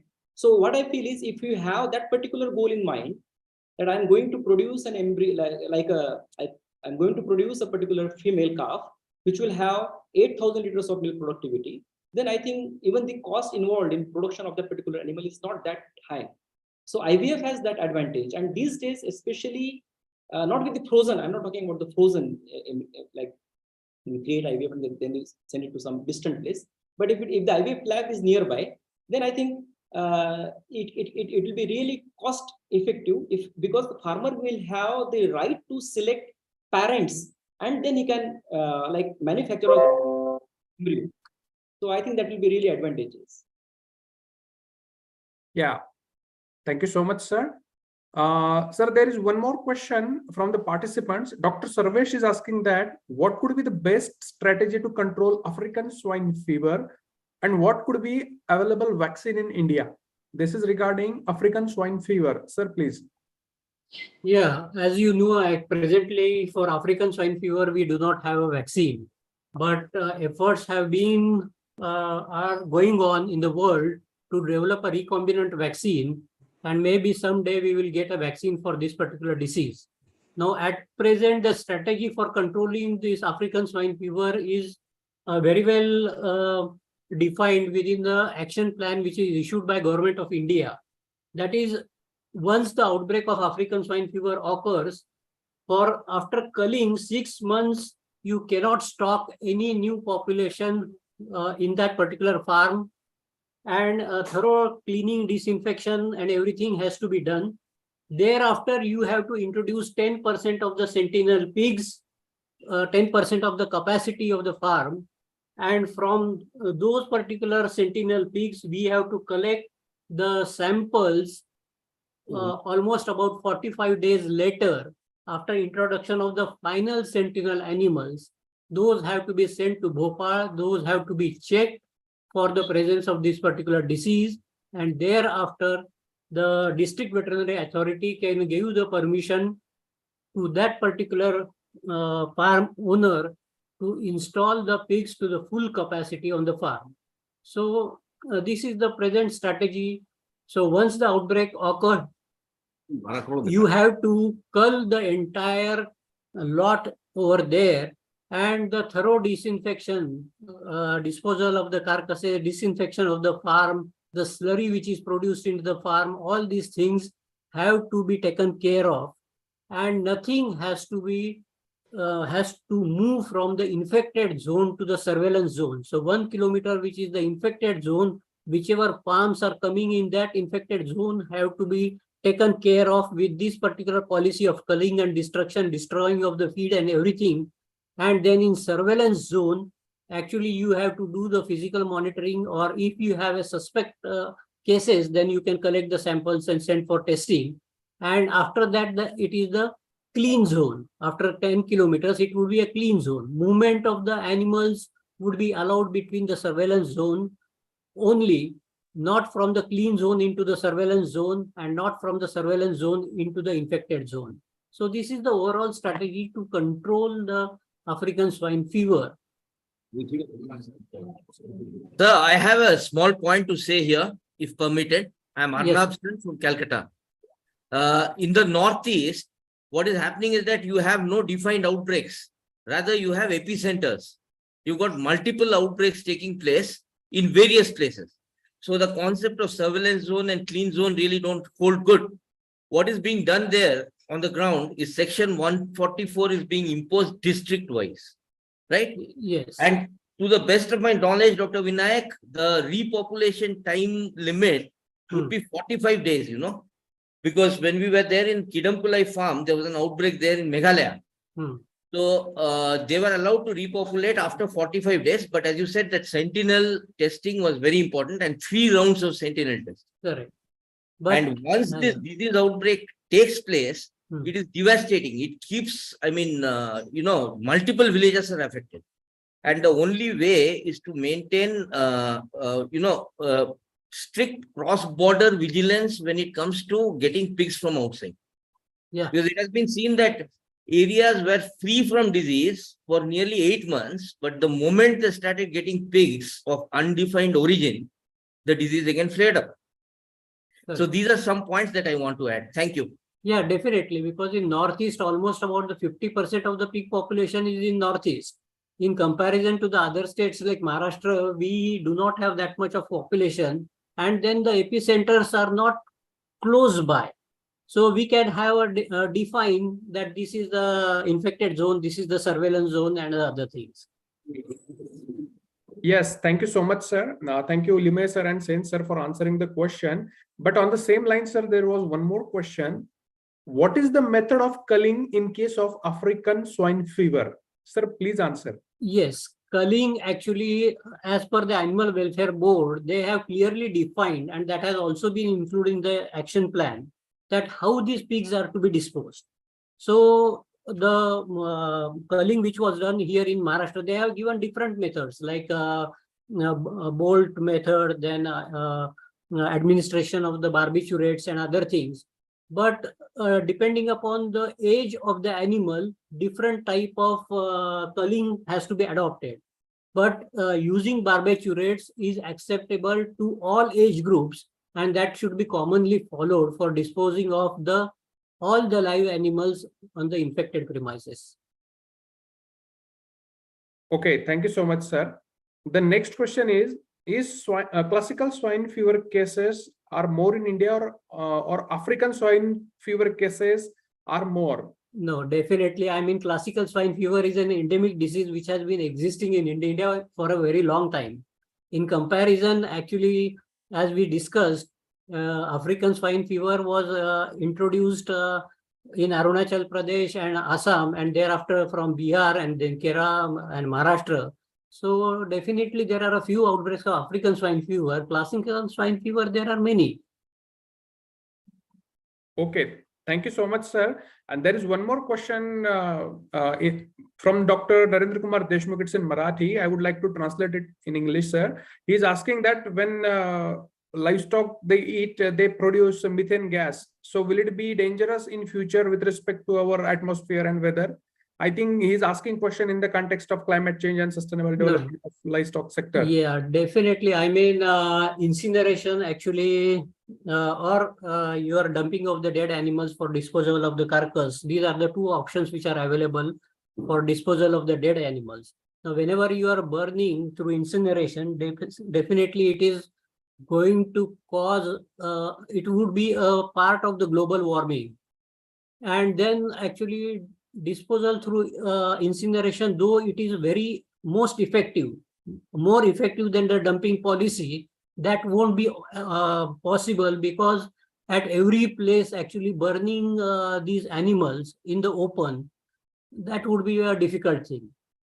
Dr. Amol? But about the methane gas, I don't understand actually by burning the animal, how the methane gas is going to be liberated. No, sir. No, sir. He says by feeding the animal. Yeah. Feeding the animal. Yeah. Can I explain this one? No, this is a long discussed question actually. Whenever we are actually feeding the animals, and the amount of methane gas that is being excreted by the animals is a cause of concern for global warming, because in comparison to carbon dioxide, actually methane is much more potent in causing the global warming. So that is a totally different aspect actually about discussion, that feeding livestock and their emissions of methane gas, and that leading to global warming. That is the different issue actually. Sir, can I explain to this question? Yes, please. Yes, please. Actually, these animals, these cattle, ruminant cattle are contributing around 14% in this greenhouse gases effect. And ICR has developed one strategy to mitigate this methane production, and about 30% reductions is happening in the research, and in that way ICR is contributing much more for a reduction of this methane gas production among this animal. And one more thing, sir, while we are feeding this animal, this nutrition is more important in case of reduction in methane gas productions. Once you are giving these dry roughages and some we are not providing quality nutrition to the animal, and then if you are providing this animal continuous bulk feeding to the animal, then this methane gas production is increasing, sir. And while feeding this animal, we should restrict animal only 2 times of feeding, sir, and not ad lib, means below their maintenance ration. So only we have to provide. Then only you can reduce this methane production at some extent, sir. And only methane is not responsive for this greenhouse effect. There are so many different gases greenhouse gases are responsible, but among these animal husbandry practices, methane and this burning of these residues, farm residues, are one of cause of this greenhouse, sir. Thank you, sir. Thank you, Dr. Saab, for answering the question. Thank you, Lime, sir, for your response. Now there is one more question from Mr. Nitin Jondale. He is asking why minimum support price MSP for Gir, Sahiwal and Tharparkar is nearly same for milk production. Actually, this question is a bit new for me also, sir. Please address queries. Gopal will answer this one. Yes, Dr. Gopal, can you please answer this question? It's in the chat box. Yeah, thank you. Even this is new for me. Dr. Jondale, probably this is because milk in the market is linked with not its total production, but with the fat percentage. So that's what is coming to my mind. I don't know answer to this question as such. Hello. Yes, sir. I would like to react. Yes, sir, please. In fact, the question relates to the minimum standard protocol with regard to all these indigenous breeds which have been mentioned in your, this presentation. That is 3 breeds, Sahiwal as well as Tharparkar. And the main reason is because all the breeds belong to the milk production group. They are the milking breeds. Accordingly, the minimum standard protocol has been fixed similarly for all 3 breeds, because all the breeds belong to a particular group, that is the milk producing group. Sir, I think he's asking about MSP, minimum support price for me. No, maybe my mistake, Gopal sir, because I'm not from this side. So I think. Hello, may I speak? Hello. Yes, Mr. Nitin, Dr. Nitin, please. Sir, my question is why the minimum standard for MSP means minimum standard for semen production. What I am talking about it. Actually, for last 10 to 12 years, as we see, the MSP for milk yield for HF and Jersey is about double. But for their Jersey, Sahiwal and Tharparkar, as we see, it is nearly same, means there is not much improvement. I am asking how can we do that? What approach can be done so that these elite animals can be produced and the MSP can be raised to up to at least for 5,000, 6,000, like this for lactation. Dr. Nitin, you see, like Jersey and HF, okay, so this is imported genetics basically. So whatever improvement you are looking at HF crossbred and Jersey crossbred, it's not our efforts, it's the efforts of someone else, and then we are basically benefited out of it. Now they have raised bar very high. They have gone from 6,000 to 10,000 to 12,000, now 15 to 18,000. So that's why MSP for HF crossbreds and Jersey crossbreds are also relatively very high in India because the production status is very high. However, such intensive increment in the overall productivity of the indigenous animals has not been seen in last many years. So that is the reason MSP has not been, but MSP is revised now. I know because Rashtriya Gokul Mission has revised MSP, and there are some changes. I don't know exact what changes they have made. But Yes, it is, I have seen around this last year's 2022 MSP. Right. It is nearly, I think, around 2,800 and 3,000. It is for each Sahiwal and Gir. So,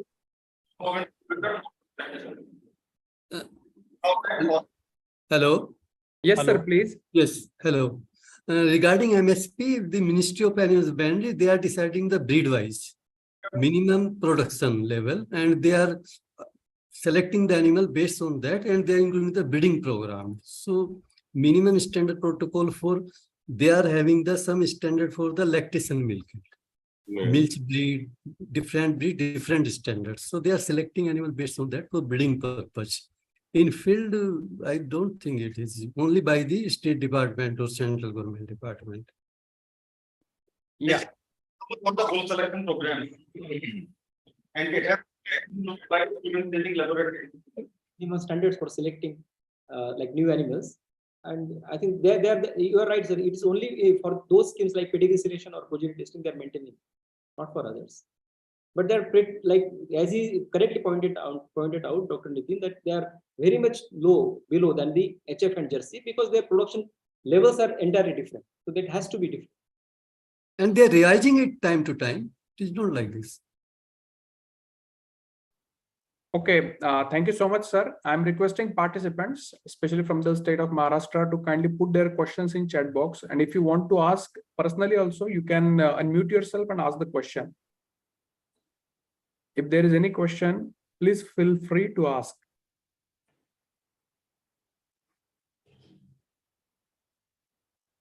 In the meantime, there is one request from the organizers of National Seminar cum Workshop on Millets in Animal Nutrition, Potential and Future Scope. It is a program organized by our Animal Nutrition Association, IVRI, as well as the Department of Animal Nutrition from PGI, Akola, MAPSU. So they are requesting for maximum participation. So those who are interested, please attend it. Sir, the next question is from Mr. Narendra Kumar Deshmukh. He is asking that lumpy skin disease is mostly observed in cow and buffalo, but it is not seen in goat. What would be the reason behind this? Basically, it is true that this lumpy skin disease, both being the DNA virus and the pox virus family, so the disease is exhibited exclusively in cattle, less so in buffaloes, but not in sheep and goat. And it has also been proved that sheep and goat don't act to be carrier of this particular virus, which can transmit the infection to the cattle or buffalo. Now, why it is so, maybe the genetic predisposition, though all these three viruses are genetically closely related, but the disease, this lumpy skin disease does not occur in sheep and goat. Okay, thank you so much, sir. Dr. Sarvesh is asking that what is the current status of LSD in India? Any specific state showing more cases? Now, as I already explained that in 22-23, we had a havoc due to this particular disease, not just in Maharashtra, but also in HP and many other states, Punjab and Rajasthan, other things. So here in Maharashtra, again this year, again the lumpy skin disease has started coming up again, and we have a daily monitoring of this particular disease. And so the disease has again started here in Maharashtra. Okay, sir. So, yeah, is there any other question from the side of participants or any other comments or any other suggestion? Sai Kumar from Ajitnagar here to continue the discussion that we were having about LSD and the probability of virus transmission to the small ruminants. I think these small ruminants are not totally refractile, not to be expected so, because going by our historical knowledge about the Kenyan strains and how they were promiscuously being exchanged between the small ruminants and large ruminants, and how for historical accounts we can also recall that some of the goat tissues that were thought to be harboring the goat pox virus turned out to be LSD, and also vice versa. So, virologists, knowledgeable people know that there is potential for further transmission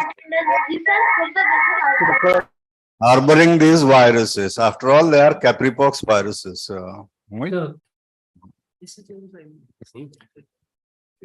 So let's be on the lookout how this virus is panning out, and be on the lookout for virus transmission in the small ruminants is the word of caution I wanted to share. Yeah, that is definitely true. Maybe in the African countries where the disease originated, there may be certain this possibility. But here in Maharashtra, if you consider the disease outbreaks over the last 3 years, you have not come across a single case of LSD in sheep and goat. Neither this virus has been detected in these particular animals. So presently, as far as India is concerned, we can say that these are not the carriers of this particular virus, neither they are infected with this particular virus. Thank you so much, sir. Here, Dr. Bhalerao, I have a point to say. I totally agree with Dr. Sai Kumar. See, it's because the virus is Capripox, right? And sheep and goat, they are affected by goat pox virus or sheep pox. So they are different diseases. LSD is the manifestation of this virus in cattle. Yes. Now, when it comes to cross species, now, for example, Dr. Lima, you were telling that again there's an outbreak which is starting in Maharashtra. So that would involve some vaccinated animals which have been vaccinated with Capripox, right?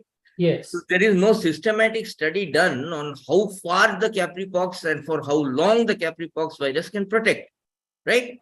No. And that we have to go for systematic studies regarding the inadvertent infections in small ruminants, because small ruminants have an intrinsic immunity against Capripox due to goat pox exposure.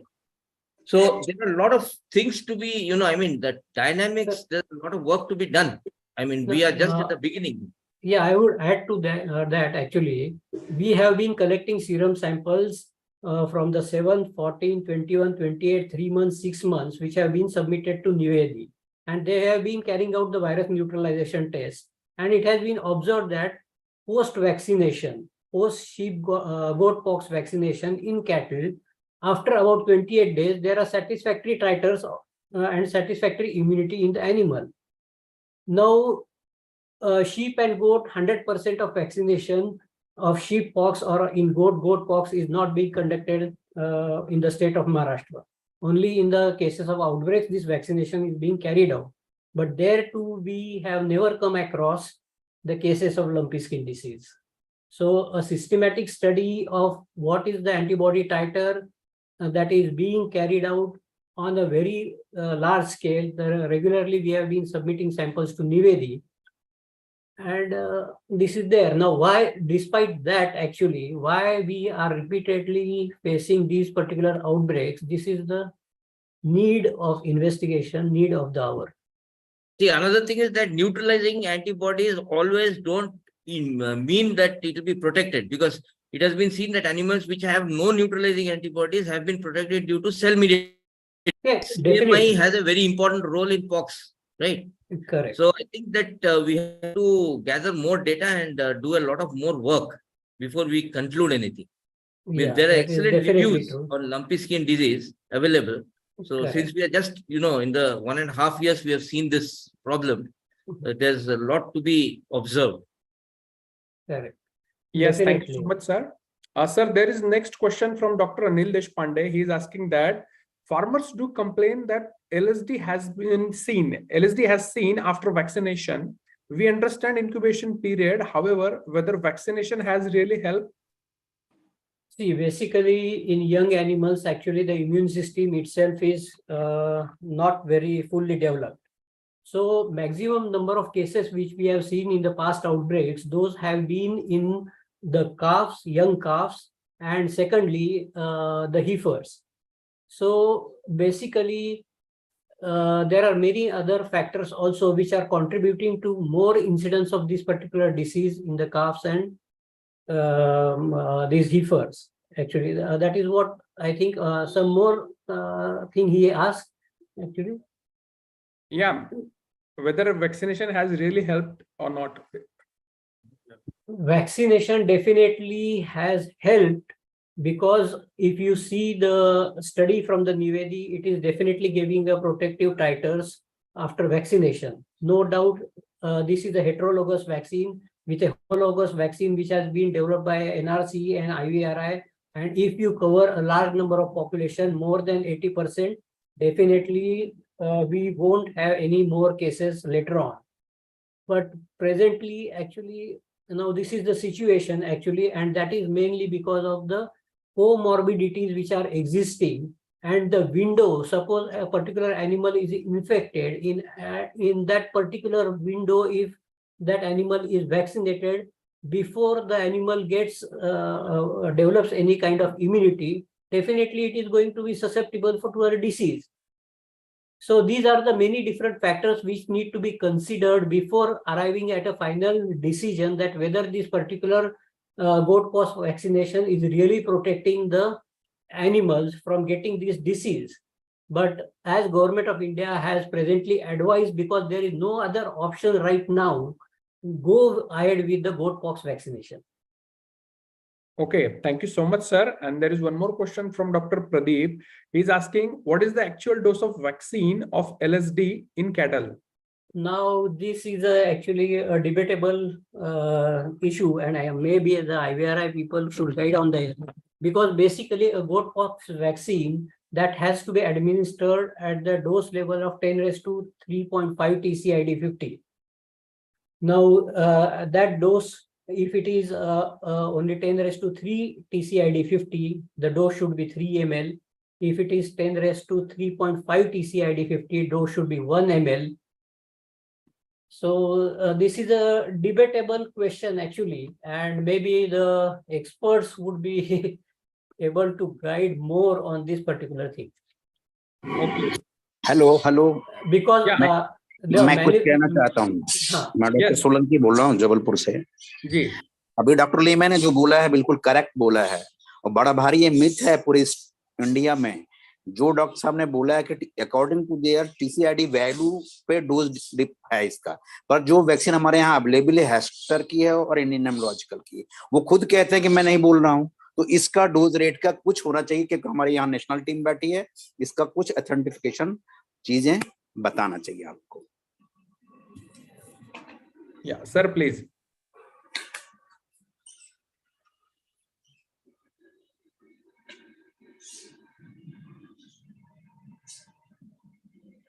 मैंने बोला जैसा आपको कि यहाँ बड़ी सभी scientist हमारे बैठे हैं, और इसका बड़ा मिथ है, क्योंकि हमने इंडियन इम्यूनोलॉजिकल हेक्सर सभी से बात की, वो कभी ऐसा नहीं बोलता है, क्योंकि जो लीमा साहब ने बोला है that is correct.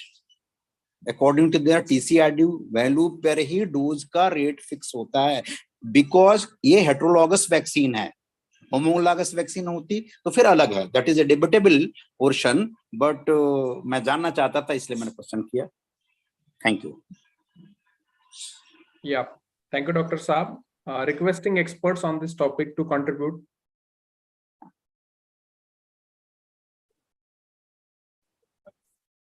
Hello. Yes, sir, please. I am Dr. Pidhar from IVRI. Just recommend the dose for Godpox vaccine used for LSD should be around 10 times the dose. 10 to 3.5 is the dose for Godpox. Then for LSD, prevention of LSD, we should use 4.5 per dose. Right, TCID 50, 10 to the power 4.5, TCID 50 per dose. It should be like that, 10 times. No, that is true, sir. But commercially, Hexter is manufacturing the vaccine, or maybe certain other companies are manufacturing the vaccine. On their literature, nothing is being given here. Whether the vaccine is 10⁻³ or it is 3.5, what should be the dose, whether it is to be used in the cattle and buffalo population, rather not buffalo, I would say cattle population. So some guidance in this regard should be given. It is just because we don't have any option right now, we are going in for the goat pox vaccine. And so whatever available in some states, they are using 3.5 ml, 3 ml of TCID 50. 10⁻³ TCID 50, and so I mean there is a little bit of some common understanding has to be there, and some specific guidelines have to be issued through the government of India about this use of the vaccine. But they will not mention the dose title. देखो in emergencies we have taken a decision to use goat pox vaccines, and the inventors who have developed this vaccine, goat pox vaccine, they are the expert to tell what would be the exact dose at that point of time, at the emergency time. At that time, we have not standardized the dose, or we could not think that this goat pox vaccine should be will be used in this LSD outbreak. So the expert of IVRI, they sat and they discussed in detail, and they came into the conclusion that this should be the optimum dose for controlling the LSD. Although we have also used in our livestock farm, but what our experience showed that based on the incidents after vaccination at IVRI farm, and also the different Gaushalas in Uttar Pradesh, I think it is only the 6 to 7 month immunity. This goat pox vaccine showing only 6 to 7, not more than 7 months. You have to repeat twice in a year. So this was the case at that point of time in lieu of emergency. But now already this LSD vaccines have been developed, and this have been commercialized in both to various 4 commercial houses. Maharashtra government, they have also taken our LSD vaccines, and one this BioBat, they have already came with the batches for certification. We have already certified that, and they in any point of time they may come for the commercial batches, manufacturing, large scale manufacturing. And another, this IL, we have already received the batches for test. Within a day or two, we are giving the result to them. And we are waiting other commercial houses like Hester and State Biological Units of Maharashtra. As and when the test sample will be received, we will communicate the results of the test batch. So this was the in brief issue. Honorable sir, thank you so much for contributing to the discussion. And now, if there is no question, then with the permission of Honorable Chairman, sir, can we? One question is there in chat box. I just put in. Okay. Yeah, there is one question from Dr. Sangaratna. At this time, rearing of male, what is this, Dr. Cow? Calf. Male calf. Male calf by farmer is not profitable. To overcome this, we can use sex sorted semen. Hence, how to use this in our breeding policy? I think you can ask your question, Doctor, if you want to. Dr. Sangaratna? Yes. The same question is there. Dr. Gopal, would you like to reply? Yes. See, this has been a very big challenge, like in recent years, and we all understand what are the problems associated with it. So I think use of sex semen should be the best policy, and there are several private agencies basically. I don't know whether it is good to take their name or not here, but we know that there are many private agencies and who claim basically nearly 90% success rate as far as sex ratio is concerned. And then every state government is giving huge like subsidy for use of those semen doses. So I think it will be really good if you can go like shift completely breeding strategy from using normal semen to the sex semen.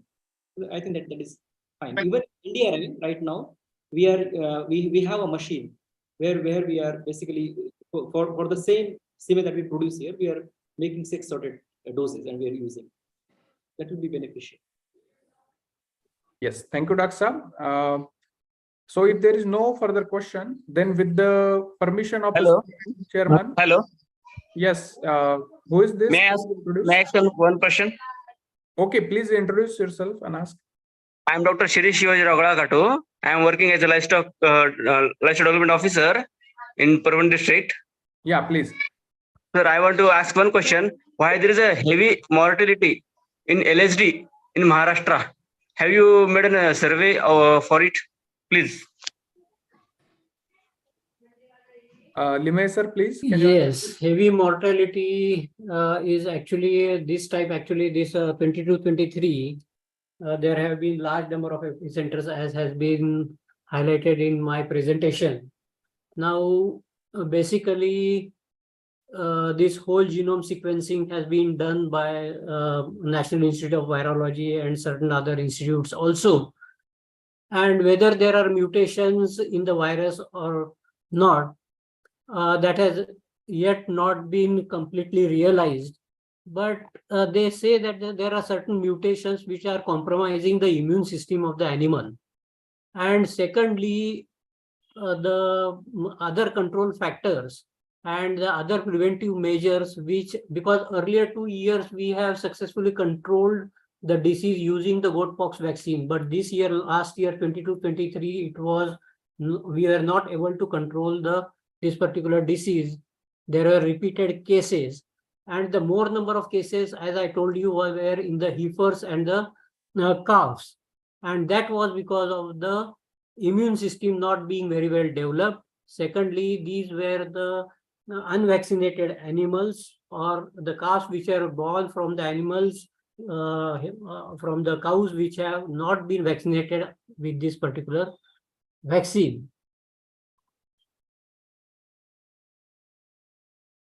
Okay, thank you, sir. Pramod, I think now we should stop this discussion. Yes, sir. Thank you so much, sir. Now, with the permission of Honorable Chairman, sir, we will conclude the discussion session and move to the last part of the program, that is vote of thanks. Now, may I please request respected Dr. H.P. Ethel, sir, to kindly propose vote of thanks. Sir, I have a small information to all the participants. that as you all know that IBRI has developed many apps and they are available on the Play Store. So we have shared link for all the apps and it is available on the chat box. So all the participants can download all the apps available. It is available in the chat box. Thank you very much. Okay, thank you. Dr. Amol, listen me. You wait for few seconds. So anyhow, now we are at the end of this technical session. So dear colleagues, we had two presentations. The first presentation was on IVRI technology, second on emerging disease, third on conservation and upgradation, and fourth was breeding policy for milch animals. And they were sequentially presented by Dr. Anuj Chauhan, Dr. Vinayak, Dr. R.K. Pundir, and Dr. Gopal. All the presentations were comprehensive and lots of discussion took place finally. And now this is the end of this technical session. So on behalf of all the reporters, Dr. Das, Dr. Amol, Dr. Bere, and on behalf of all the lead speakers, Dr. Anuj Chauhan, Dr. Vinayak, Dr. R.K. Pundir, Dr. Gopal, I would like to express my sincere thanks to organizers for giving this opportunity. Now with this, the things are handed over to organizers. Now you can. Thank you so much, sir. Thank you. Now we can really go to the vote of thanks session. Now may I please request Dr. Hari Prasad Ethel, sir, the station in charge of Pune, to kindly propose a formal vote of thanks. Sir, please. Thank you, Dr. Amol.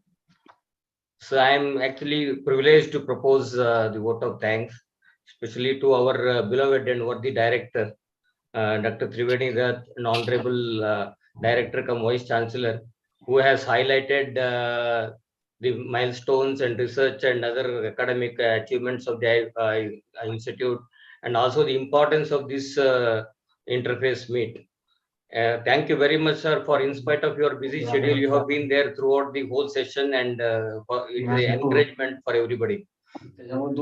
I would like to thank Dr. Vasekar, Honorable Commissioner of Animal Husbandry, due to some visit of the minister, he could not attend. Thank you very much, sir. And I would also like to thank Dr. Sharad Gadak, the Honorable Vice Chancellor of MAPSU. He was also due to his busy schedule, he could not make it. And I also thank Dr. Sushil Kumar Mukne, sir, and Additional Commissioner of Animal Husbandry, for his constant encouragement and encouraging all the livestock officers for participation in the interface meet.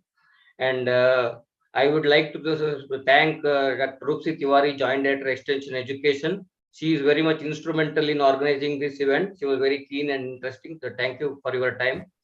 And all the senior officers of Animal Husbandry Department of Maharashtra, Gujarat, and Karnataka and Goa for their participation. And the associate dean of different colleges and the director of Atari and all the heads of the KVKs also. They were also slightly busy with the zonal meeting, so many of them could not make it. So thank you very much. And all the faculty of IVRI, all the joint directors and heads of the divisions who have actively participated in this. And most importantly, our honorable speakers, Dr. Vinayak Limaye, and Dr. R.K. Pundir and Dr. Bhavane. And they were very much receptive when we asked for that. Within no time, they accepted our invitation, and they have. Thank you very much for your time and effort, sir. And also you have clarified all the doubts. There are so many doubts from the participants. You have clarified everything. And Dr. Anuj Chauhan, I'd like to thank for briefing about the IVRI technologies. And also like to thank Dr. Kiran Bilagaonkar, Chairman Organizing Committee, as a constant guide for us. And Dr. G.K. Gaur, sir, the head of the division Animal Genetics, for accepting our listing as act as a chairperson and coordinating the event. And I also like to thank Dr. Akhilesh Kumar, scientist, and the whole team from Extension Division for your support. And Dr. S.K. Das and Dr. Sangaratna and Dr. Amol Balerao from our colleagues, I would like to thank very much. They are very much instrumental in the successful organization of this. And most importantly, all the participants, in spite of your busy schedule, you could attend in good numbers and actively participated in the discussion. And thank you very much. Thank you all. Thank you, sir. Thank you. Thank you. Thank you, sir. Thank you very much. Dr. Rakesh Pundir. Thank you then. कैसे हैं doctor साहब? Hello, Hello, Dr. Pundir. हाँ doctor साहब कैसे हैं?